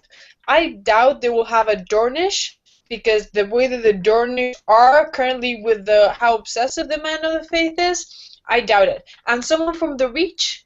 How will it be someone from the Reach? Because it would affect negatively upon the Tyrells, who are the High Lords of the Reach, which would put them in a very bad situation with the Tyrells. So I don't think it would be anyone of very high birth. And if it's someone who is not really from very high birth, their death wouldn't have that much of an impact because they wouldn't really have a big family to back them. Yeah, but oh, go ahead. No, I was just gonna say, you said not from the Riverland. There's I forgot the name. There is that guy who holds Harrenhal, who's very, very religious, and he has also like his mini, not army, but little squad of very religious guys, and Jaime put in there to hold Harrenhal. Like, he could be fighting for the faith or some of his men. I'm sorry, I forgot his name. That's horrible. Also, in A Storm of Swords, in a Dany chapter, Barristan tells, like, you know, if you were to go home, there are people that will raise their banner for you. So there are people that would still go against her. If it's enough people to go against you, they will. That's what happened with the Targaryens. Like, they were a powerhouse, but there were enough people that were fed up and they went against her. So even though they're playing coy and they're like, okay, we're playing nice with you now, the Lannisters are getting... Tywin's gone. That was the main threat with Lannisters. He's gone, so now it's like you kind of like you're open for whatever. If you have Cersei, I could see people not afraid now to raise the banners or even to go against her out in public. Oh, I'm certain that there's going to be a revolt, but I don't think it will be as a consequence of the trial by 7. And well, I think it's not going to happen yet. I think that things are going to stay a bit more stable. I think the real problem is going to come when Tommen dies, because we already know from the prophecy that Tommen is going to die. Yeah. So right now, the alliance between the Lannisters and the Tyrells are keeping everything sort of solid, because the Tyrells have a lot of money, they have most of the food. Let's not forget that the Tyrells are feeding a lot of people right now, and they don't know what you don't want to miss the people that keep feeding you, because then you'll starve and you kind of need to eat. But what happens if something happens to Sweet Tommen? Well, something is going to happen to him, but like I said, I think how Tommen died is going to be something that Cersei did. Oh, I'm certain that someone's it's probably going to try to kill him to get back at her. So I think it's definitely going to be as a consequences of Cersei, because I've always believed that a lot of prophecies tend to be very self-fulfilling. You know, you believe them so much that eventually you cause that to happen. Yes. It's definitely going to be her fault. And I think whatever happens to what's the girl's name? Marjorie? Yeah, it's also going to be because of, like, they were plotting basically because I think it's also going. I think all her children are going to be dead because of something she did. It's something against Cersei. Like, all the moves that she does, it always seems to backfire on her. So I do think that the other two are going to die based off of something she does. It might be something subtle, or it might be this huge event, but it's going to be something that she did that's going to be the results of her children being dead. I also have not a theory, but something that came to me that we know that eventually Dany's going to come, or someone else is going to come, or someone is going to try to take the power from Cersei. And remember in the Blackfire and the Blackwater, when Stannis Baratheon arrived, remember what she was going to do with what she was given? Yep. Yeah. She was going to poison Tommen. So one of the things that kind of sparked the idea while I was reading that obsession of protecting her children, this or that, is that something might cause her to actually kill Tommen, thinking, you know, that because she's kind of losing her mind. Like, come on, who burns the Tower of the Hand with wildfire? Oh, yeah. Like, she's been really losing it, and after everything that's happened, there was a part of me while I was reading that I'm like, oh God, that it might be a possibility, you know, especially now that Kevin is dead. So she literally, you know, she might not like Kevin, but at least she kind of saw someone that would protect her, even if argued with her, he was a Lannister, and she knew that he would have her back. Pycelle also has always been loyal to her, is also dead. And suddenly the threats start coming. If the Seven really want a trial by 7, or start things getting, or the Tyrells start really getting their hooks into Tommen, ooh. I'm with you on that. I think ultimately, it's kind of messed up because Tywin did all this work to build his house back up from what it was, and Cersei's kind of reversing it, not being like laughed at, but she's not a smart woman. She's just not smart, and all the things that she's done is kind of been it's the downfall of her house. I would not be surprised if if like, I'm not going to say that all Lannisters will be wiped out, but I could see that their power gets taken away, like their position, just because of all the things, like the things that made the Lannisters strong are gone. Like if she was smart enough and kept Tyrion around, then maybe they would be able to still survive this, just because Tyrion is extremely smart. He could probably work his way around it, but Cersei's not, and I think she's getting back the power again, because at first it was her uncle trying to take over and make everything right, but he's gone now. Pycelle's gone. It's going to revert kind of back to her. I don't think they're going to take her serious because she's a woman, unfortunately, but it shouldn't Randall just... Tarley's there. Say that again? Randall Tarley's there. Yeah. In the last, Randall Tarley's there, and he's look at his opinion of women. He's just not gonna let her waltz back into power. No. So I think that she's going to be the downfall of her house. Like, she's going to be the reason, and it's ironic that it's Tywin's child that destroyed everything he worked so hard for. Well, I think that it's very much, you reap what you sow, and kind of like karma. I actually don't think that House Lannister is gonna fall, because I think that Tyrion is still there, and I think Tyrion in the end is gonna be the one who's gonna piece back House Lannister. But I always liked the thought that Tywin was always so harsh. His father was mocked and humiliated, and he wanted to be so strong. So look what he did to the reigns of Castamere. Look what he did to the Starks. He was so cruel, so horrible, so bad that he didn't pay his attention to his children, because to him his children were just an extension to his power. And I actually don't think that Cersei is stupid. I think that the problem with Cersei is that, one, she has not been taught how to rule properly. Say that again, I couldn't hear you. I don't actually think that Cersei is stupid. I think that, one, she has become so bitter, so angry, so everything after how his father treated her, and the fact that she has not been taught how to properly rule, that she can't see clearly now. Like, all of her decisions, you act about it, all things that you do because of the perspective that you have on life. And she has very, very clouded glasses.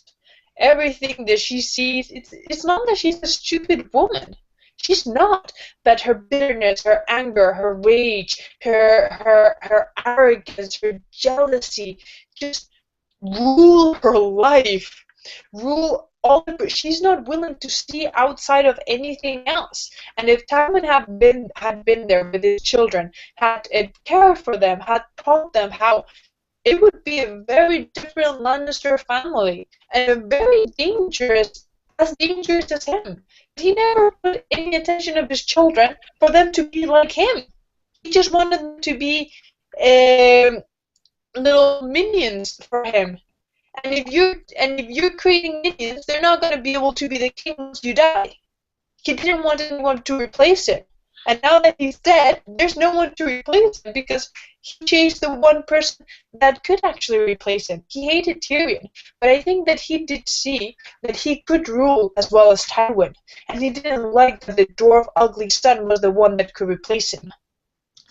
That's true. I mean, I get what you're saying, but I'm sorry. Cersei is dumb as bricks. She doesn't think everything through. She thinks she's too clever. And even if you're not trained to rule, the things that she does is like you said, her arrogance is making her stupid. The fact that she's not thinking things all the way through is what makes her stupid to me.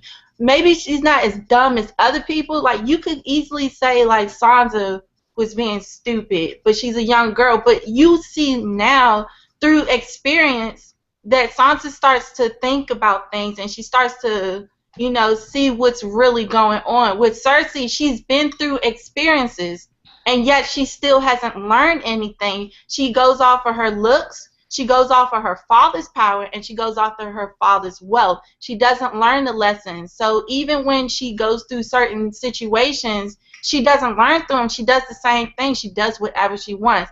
Cersei is dumb as fuck. I'm sorry. Yeah, well, Sansa mostly starts learning when she has a mentor to teach her. I'm not saying Sansa is stupid at Not all, but well. I'm saying that it's like her. I mean, as long as she's in King's Landing, her learning is very like almost animalistic, like just how to survive, you know. And then she develops a higher political learning when she has a mentor. And yes, Cersei, I mean, yes, Cersei is stupid. I agree with that. It's just like Cersei doesn't have never had a mentor.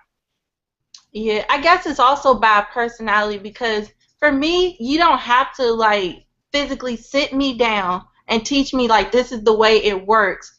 If she really was about it, she would sit back and look at what her father's doing. She would see how people are moving about. You can learn a lot just by sitting back and watching how people move. She fails to do that, and even when she finds herself in these situations, she doesn't take what she made a mistake and say, okay, I won't do that again. She ends up doing the same thing over and over, like she's above everyone. No, So no, it's I her completely agree. ignorance. What I'm saying is that I think that if Tywin, when they were little, would have taken the time to literally sit her and literally teach her and be with her and appreciate her, I think they would have a very different kind of Cersei.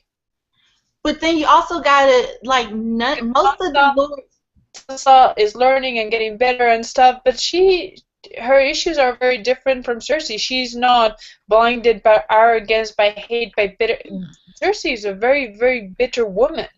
Nothing about her life has been nice. And I'm not saying it's like poor Cersei, not at all. People have it a lot worse. But that is what has created this personality that she will not admit to anything wrong. That she's better than everyone else. Because honestly, I believe that is the only thing that she had when she was a child.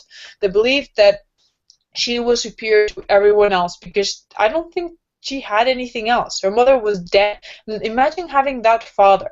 I'm not saying again poor Cersei or the fact that Cersei could do a lot better, but I'm Mhm. thinking that one of the things that I like is that Tywin created all of this situation.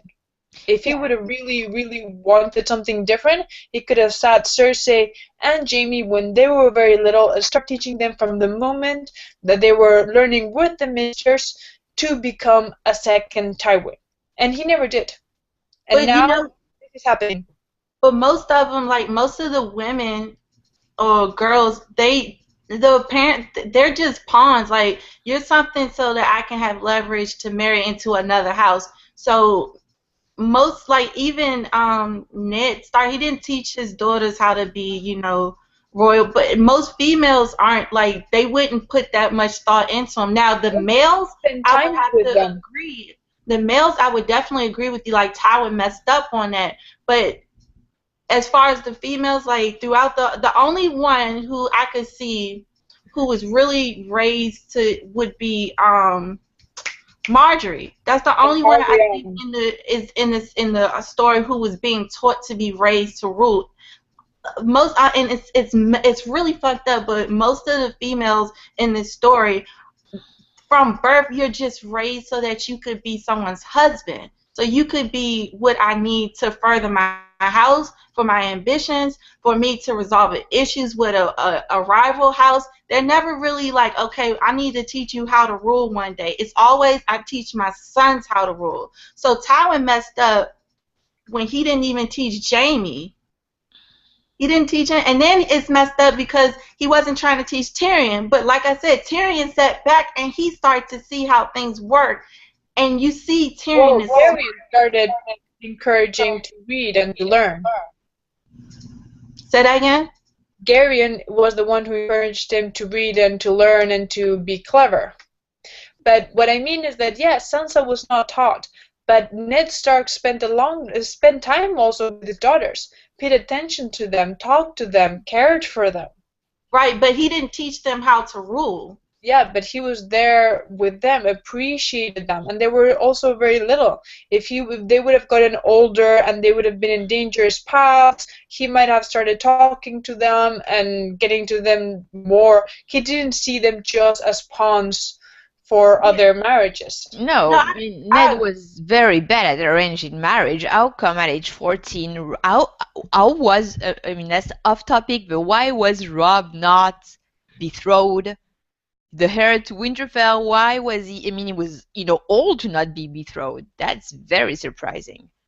yeah, my thing is that you could raise someone and be loving to them. She was loving towards Joffrey. Joffrey wasn't a good king at all. So you could be loving to someone and show them, but if you're not teaching them the ways of how to rule, what to see, what not to see, what to do, like how to figure out different houses, their histories and all of that, like then you're not really teaching them. So I don't know if he didn't really teach much to Jamie because Jamie, well, no, he should have done that because Jamie was still young enough. Not So only yeah, that, that one was just not a bad. Cersei. Sansa and Arya were not taught those kind of stuff because Ned never thought of his children as pawns to climb higher. But Tywin always had plans for Cersei to become queen. Remember, he wanted her to be engaged to Rhaegar, and there was a lot of age difference. So he clearly wanted her in a position of power and to climb higher. That's also the position that Marjorie has, and Marjorie was clearly groomed to be queen and to have power. So technically, Cersei, Marjorie, they're the same idea. The family wanted the same things from them, except that Marjorie was loved and cared and was taught, while Cersei was not. Right, that's what I'm saying. You also have to be taught. It can't just be, oh, I'm loving and I'm supportive of you, but if you don't teach me that, all that love means nothing. But with Marjorie, it's like, it was mainly her grandmother teaching her these things. So maybe the lack of a female, but is why Cersei is also the way she is. But then you also have to think, Tywin has, he doesn't respect women at all. So he probably doesn't have like any respect for his daughter, and his daughter's just a pawn. Like he doesn't think that a woman is going to rule. He thinks that you're just a prize. Like you are something I'm going to give away so that I can further my ambitions. Like you're not going to make any decisions. That's the king that's going to make the decision. You're just here to unite our family so that we can put other people in our family that are males in a position where they can make decisions and power and choices. Most females aren't raised to be anything but a wife and to have children. Actually, I don't think that's completely correct. He respected his sister, Jem, and he clearly, when he would give them Riverrun, he was expecting his sister to rule, not her husband Aemon Frey, which he didn't respect at all. He also respected Olenna Tyrell. He didn't respect Cersei because he was his child and thought that his children were beneath him and they were just minions for him to order around. So, but I guess that would be like, what does that say about Tywin, that he didn't even respect his daughter enough, even at a younger age, to say, look, I need to teach you ways or find someone to teach you how to act like a lady and rule. But if he didn't even teach his own son that would eventually rule Castle Rock, which I guess was his prodigal son. Technically, he was gonna be his golden boy that would inherit Castle Rock, and he didn't teach him. So if he didn't teach him, why would he teach Cersei? That's what I'm saying. Tywin, I love that he created this entire mess. He was so arrogant, so powerful. He thought that he would eventually rule the world and caused all of this to happen once he died. So yeah. But then that would mean that Tywin is not as smart as people claim him to be, because if this is all for legacy and for you to keep your house name strong and prideful and all the other stuff, you knew that eventually one day you were going to be gone, and when you're gone, if you ain't taught no one how to rule, then it's going to go back to the way it was. Pride. I think that was everyone has a failing, and I think pride was his. Yeah, definitely his downfall. That's why I'm not sure if their house will survive, just because no one really was taught to rule this house to keep it going. Unless maybe he never really thought that they were really going to rule. Maybe he thought it was going to pass down to his brother or something. Like, it has to be a reason why he wouldn't put any effort into training his children to rule?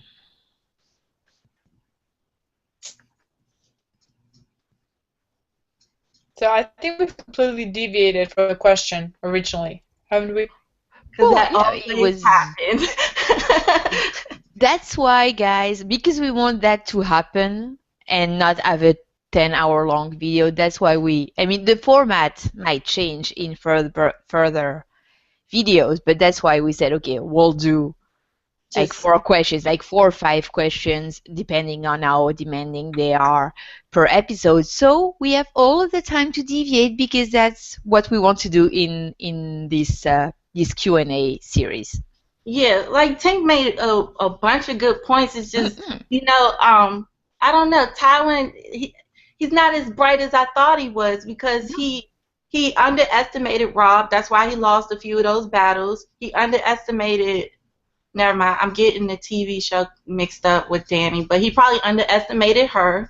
Like he does have something where he doesn't really. He has a thing about women. Like I know that he loved his wife and he might have loved his sister, but he clearly has a thing about women where he doesn't respect them. He I might have think he respected doesn't two out of respect all of anyone. the females in the book, but no, he does.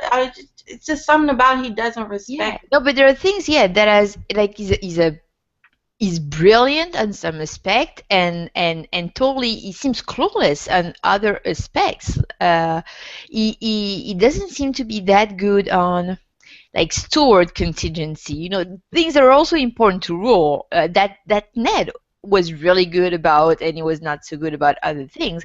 Um, like if any of you have not listened to it or watched it, go. I mean, the Tywin episode from Radio Westeros. Westeros, yeah, Yeah, I like that I one. had never thought like his marriage schemes were really bad, like really bad, and I had never thought of that, but that was like a big failure on his part. That is so incredible for someone that we'll always think of as really brilliant.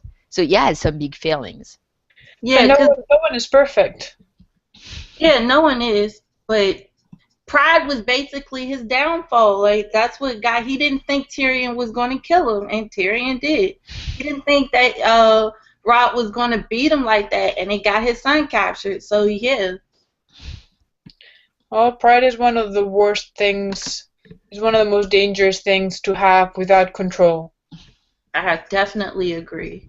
So I'm curious about who is your trial by seven. Who are you guys choosing? Yeah, interesting. I have a question for that. Hmm. Because we said that they have to be alive. But what if we have theory that they are alive? Or what if they're animated? Like, does the Hound count, and does Franken Mountain count? Because technically he's living dead. Well, yeah, I mean, but you I can say think if you say Sir Robert Strong, who Yes. we see it works. yeah, Perfect. it's funny you said that because Hound is one of the people I was going to call on. So I'm going to say yeah, so that he can fight for me. Well, I didn't pick the Hound, but yeah, it also had a bunch of questions. Like I was like discussing that a little bit earlier with Kraken, and because that's a great question, Jerry, but it wasn't very precise. So I went like He said he'll allow it. I went by the like dunk and egg rules, saying that they had to be knights. Now, Uh, can I knight someone? Because if I can't knight somebody, then maybe like two people won't show up. oh, but that was not in the original Yeah, question. no, no, So I know that's the role the question was ambiguous, so that's the role I assigned for myself. I thought, okay, what trial by seven have we seen? And I just thought, okay, I'm in dunk situation. I already have Jerry the Targaryen Steamboat as one of my champions, or my other six. Like I thought, okay, I'm dunk. Who do I choose? But at least Yeah. at present time. So that's why I went with only Sir something, and I went half.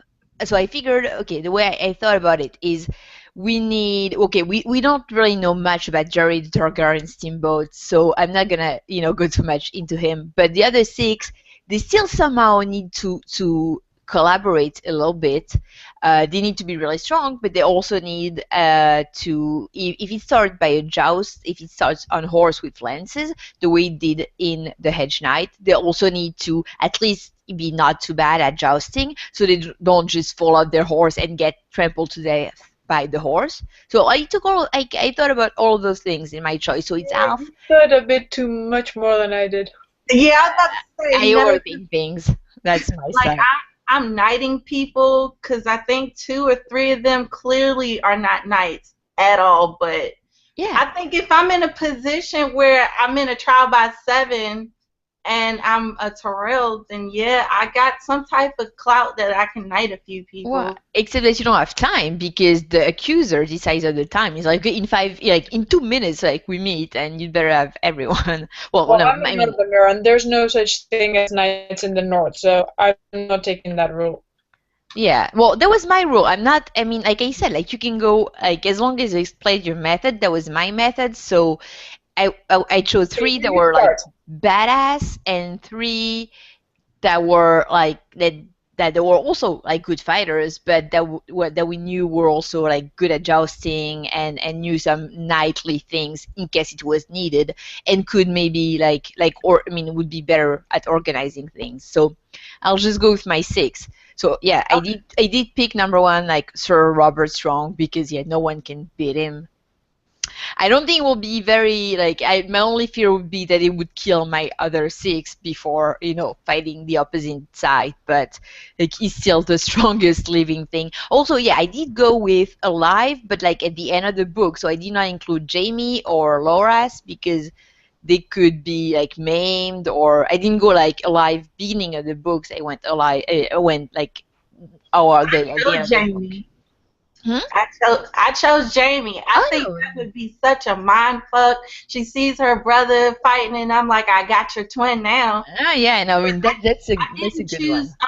Sir Strong just because I figured that would be her champion, but that was good. Oh. If I knew that, I would have probably chose him. But yeah, I definitely chose Sir Robert Strong. Yeah, you know what we should do? So like Tink, you'll say one, Sweet, you'll say one, I'll say one. And then we'll just keep going that way. So I said my first one, it was Sir Robert Strong. So you can, you lady can go. Okay, so Tink, who's your first that you selected? I also chose Sir Robert Strong mainly because it's just he's living dead and he's enormous. He's the mountain. Yeah. So my first choice was Jaime, and it was clearly just to mess with her psyche. But very good thinking. Like I had not thought of that. I thought psychological thinking. Yeah, I'm really creepy sometimes because I try to channel my inner Tink when she starts going off about killing people in this series. I was like, yeah, I'm going to choose Jaime. I'm going to see her because I'm a twin, and if I saw someone choose my twin and then I didn't know that you were a twin.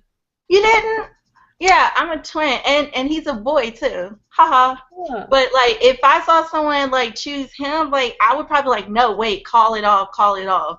It's just a bond that you have with your twin.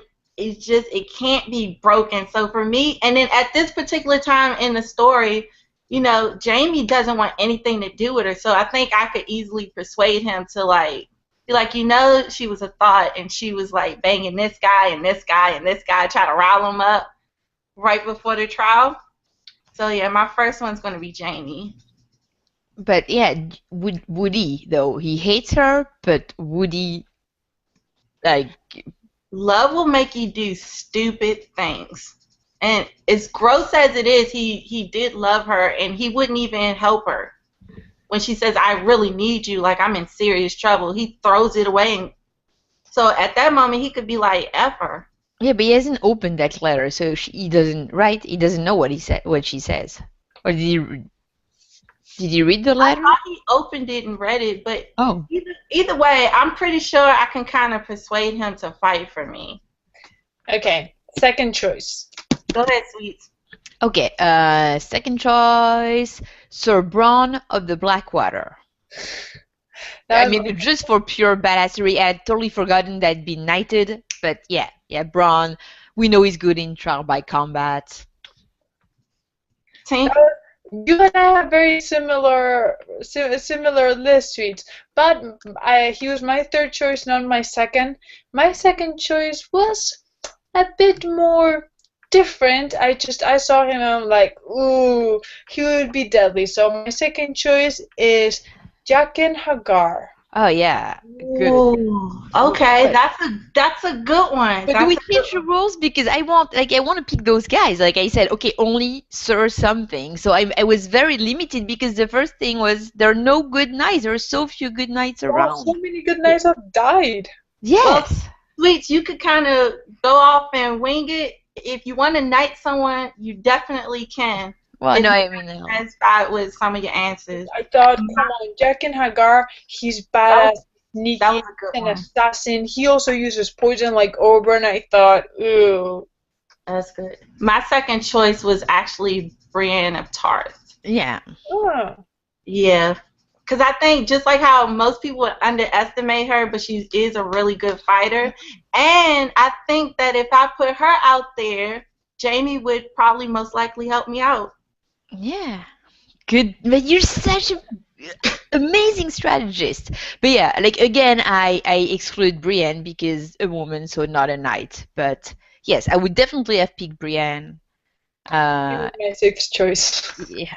All right, so who's your third? Third, so like the third badass, Sir Gerald Dane, aka Darkstar, the most like dangerous I'd man. forgotten about him. Good choice. I'd completely forgotten about him. But, you know, there were not that many to choose from if you were just, you know, like choosing Sir something. So, I mean, no, there are a lot, but My third choice was Bron.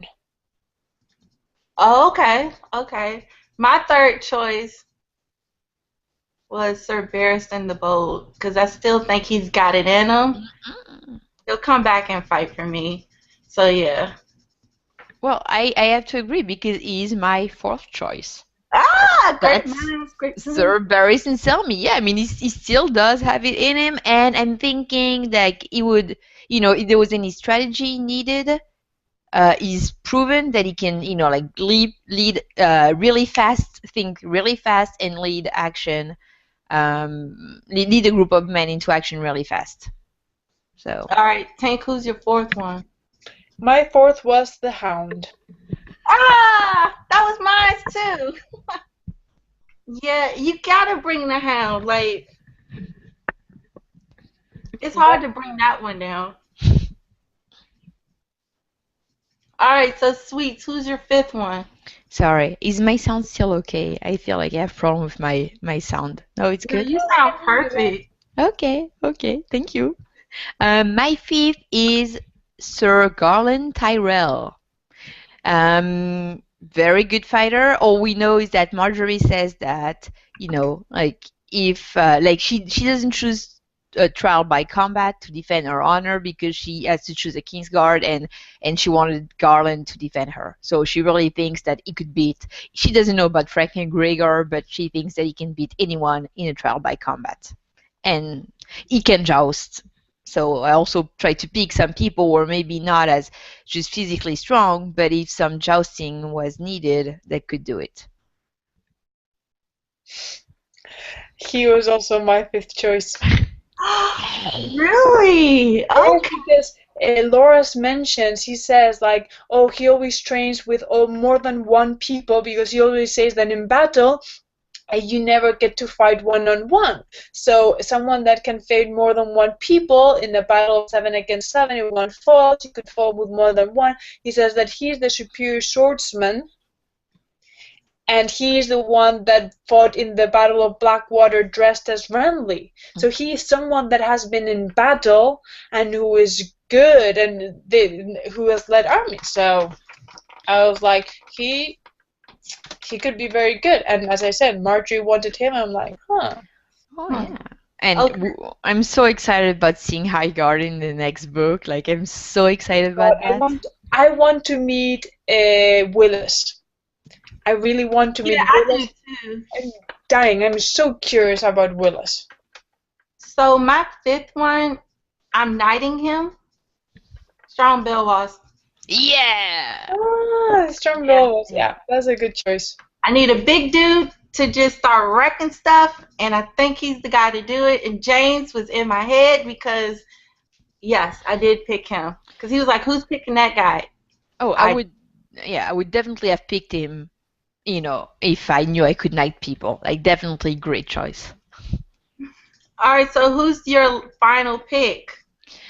Um, okay, so again, I went with knights. Not that many that we know are deadly. Another one who's known to be really, really good at jousting and dangerous and good with his sword. And I would say that it would be a lot to fight with is Valyrian blade sword that would add an extra edge to the thing is Sir Lyn Corbray. Because the Vale has a lot of knights left, obviously, because he wasn't touched by the war. So that's my last one. Mine is Brienne of Tarth. I understand why you chose her. So my final one, and once again, I'm knighting him. This is a bit of a stretch, and mostly it is. It's a wildling. Yeah. I'm gonna have to go with Tormund. Yeah. He's gonna be Tormund. Yeah, me too. I want to torment my team I really, also. even though that we're talking about the books, it's really TV Tormund because I love that man with everything that I have, and I know he will fight for me. I know it. I had three that did not make it into the list because it only had to be 6. But they were gonna be a Nymeria Sand, Okay. Barristan Selmy, and Randall Tarley. Yeah, I was hesitant with Randall Tarley. He would have been like he would have been my 7th at the 7th or the 1st, not been Jerry the Targaryen Steamboat. Yeah, But Randall Tarley was just right there in the 7, but I couldn't add the 7 because he was the one that managed to win one of the battles during Robert's Rebellion. That sword that he has, Dawn, how he, first in battle, how men are supposed to be strong and fighting, and he's an absolute asshole, but something tells me that he would be deadly. yeah, well, in the people I could have chosen that were not knights, so Brienne, Strong Belwas, I was thinking also about Corin Halfhand. Like, was Yeah, but really freaking badass. But he's dead. he's dead. Yeah. Well, if we were thinking beginning of What the about Victorian? yeah, Victorian. I chose him. Yeah, because It was I kind of thought of it, but I hate him too much. I just don't trust him. He seemed Sorry, like Kraken, if you're there. Yeah, Kraken is watching but cannot comment, and now he must be really, really pissed he cannot comment on the video. Oh, Arya Hota. Yes, I thought about it, Don Willie. I also thought about Arya Hota. Yeah. But he also didn't make the list like Baron Sansalmi because I thought that he was a bit old. Yeah. Yeah. But yes, I thought of him as well. Yeah, and like Crickle, the strong boar. What is that guy? That guy's not alive. Am I forgetting what that guy is? Oh. And oh yeah, just for Jerry, I was thinking maybe I could choose Quentin Martell and they could just bore them to death talking.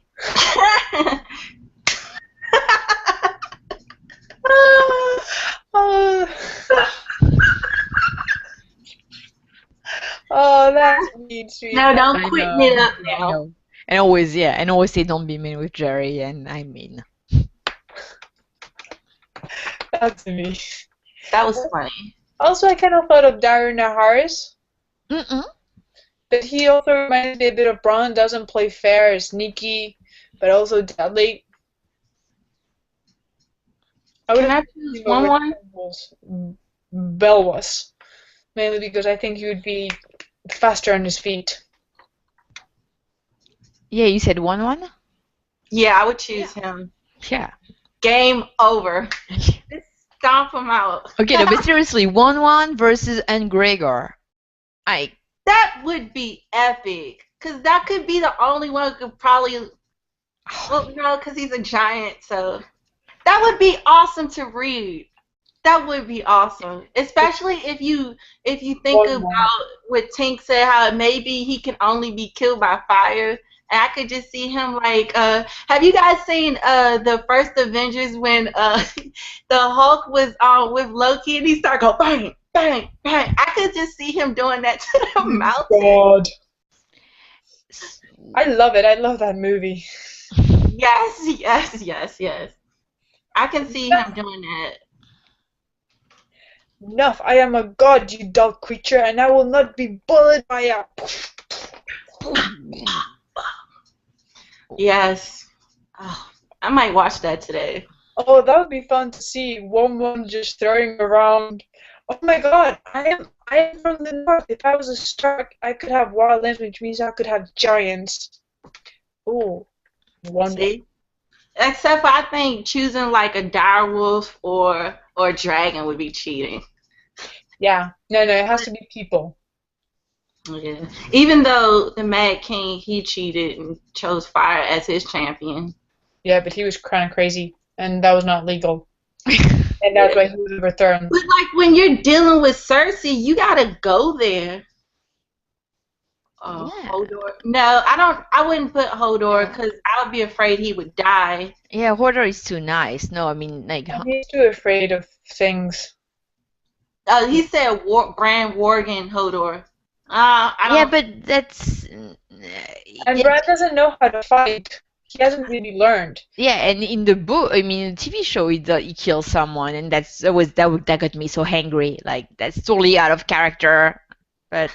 And even then, it was not actual fighting. It was just like strangling and beating. Like, if you're telling me that it's just Arya and Hodor, then yeah, because Arya knew her stuff, and Arya's. I kind of thought Arya for a little moment, but I'm like, no. When she's older, I did too, and I was like, don't push it, girl. Don't push it. Don Willie said Grant Ward from Agents of S.H.I.E.L.D. Don't mention it, T. He's doing it. Don't. I have no idea what that person is. Don't. You don't know. He's like an evil. I don't like Grant Ward from Agents of S.H.I.E.L.D. Good for you, T. Yeah, no, I don't know. I don't know those persons. It's cool. It's cool.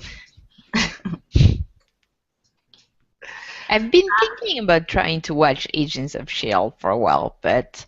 Season 4 is not good until episode 18 or so. Oh my god, okay, so I'm giving that up. If it's not good until episode 18, I'm not watching that. Like, I already don't have time to watch TV shows. So. It does get good. You have to, like, kind of get through a few of the episodes, but, like, it picks up. Trust me. Very, it's very. more like season 2, really, or towards season, like midway. Cause trust me, Sweets, I was right there with you. When it comes to like pilot episodes, they pack in so much. I get bored, and I'm like, was it Bastards of Execution or something like that? I couldn't. Bastards of Execution. I have not watched it. Yeah, no, because of James, who made like a nice episode 1 review. I don't think I even finished episode 1. It was so horrible, but it was so bad. No, I'm really excited. TV shows that one you've all seen, and please don't spoil it for me because I'm waiting for it to come out in Blu-ray to watch it. I want to watch True Detective season 2 because True Detective season 1 was one of the first TV shows I've ever seen, and they say it's not as good as season 1. Yeah, I don't. Take your time. I don't want to know anything. And also another thing that I know just started, but I think we'll also wait for it to come out in Blu-ray. I want to watch the season 2 of Fargo. That was really nice. But yeah, Fargo season 2 already happened. I think it started or it's starting now. Yeah.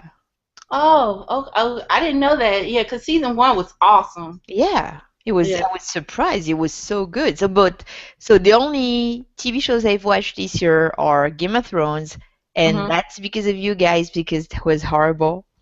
And those two, they were good, but I don't really have a lot of time to watch TV shows.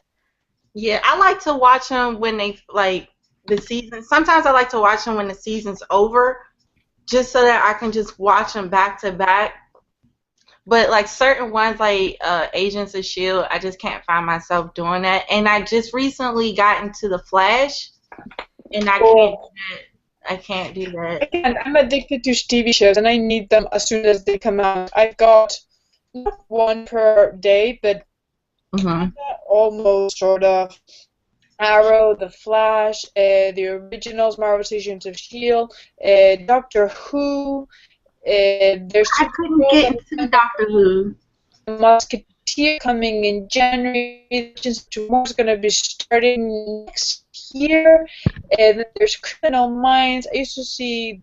I love Criminal Minds. I've got a long list of TV shows. I love TV shows. I'm completely hooked and addicted. And it's I think I am too.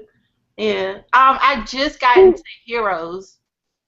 Like I'm on Netflix with that. The new ones? I started watching the new ones, but then I realized that it was from the original, which was Heroes. So it's on Netflix. Like it had like 4 seasons. Season 2, it all goes to hell.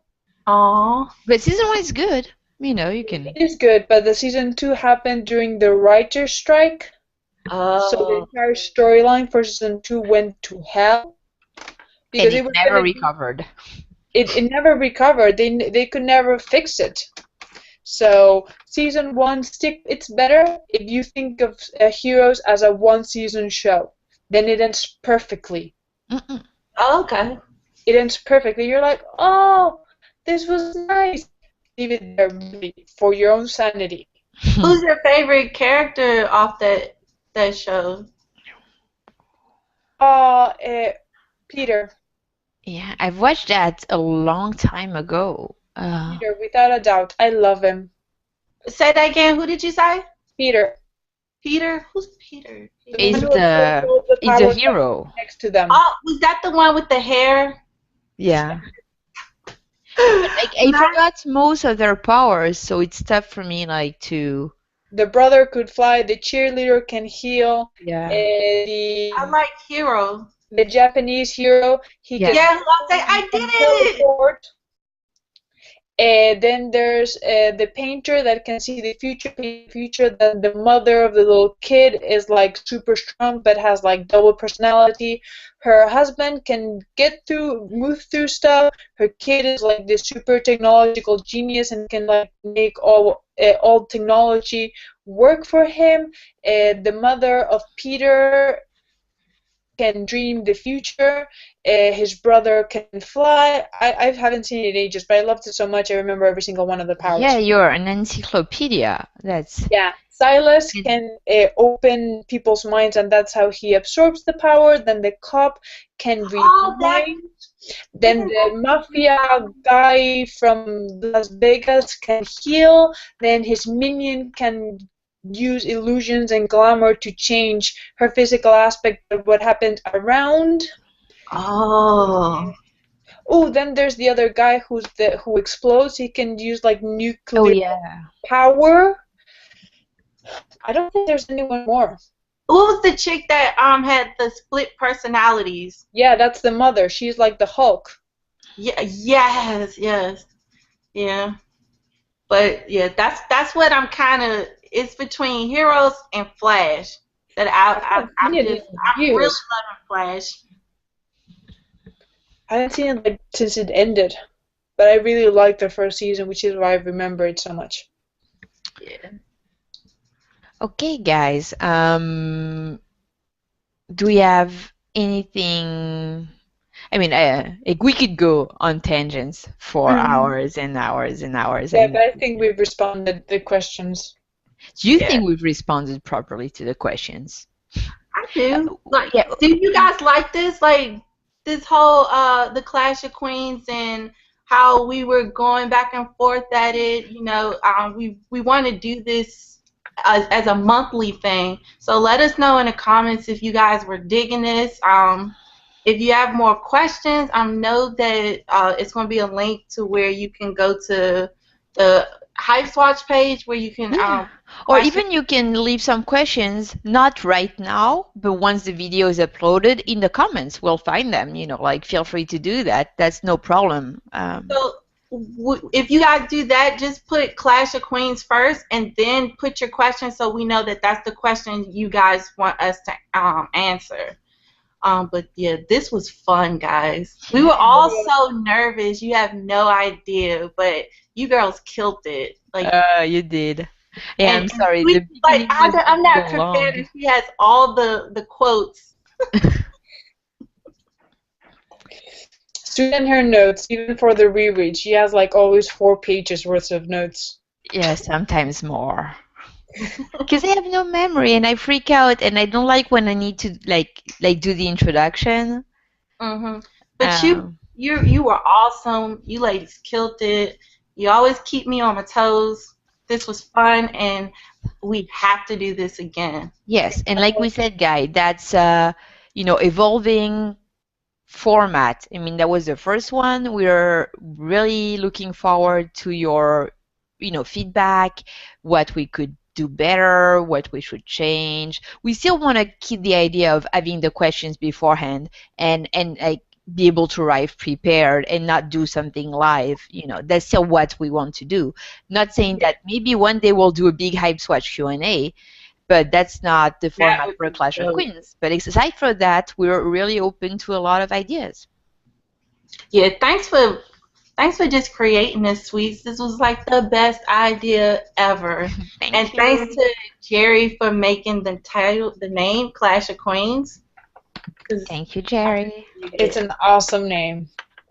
Yeah. And thanks everyone. Like James and Don Willie let me pick their brains on a few questions that I was getting stuck on. I was like, this makes no sense, so thanks for toughing that out with me. And also, MP, when he watches it, because you know how, like, it's so cool that we can hit each other up and say, let me pick your brain real quick, because I'm stuck.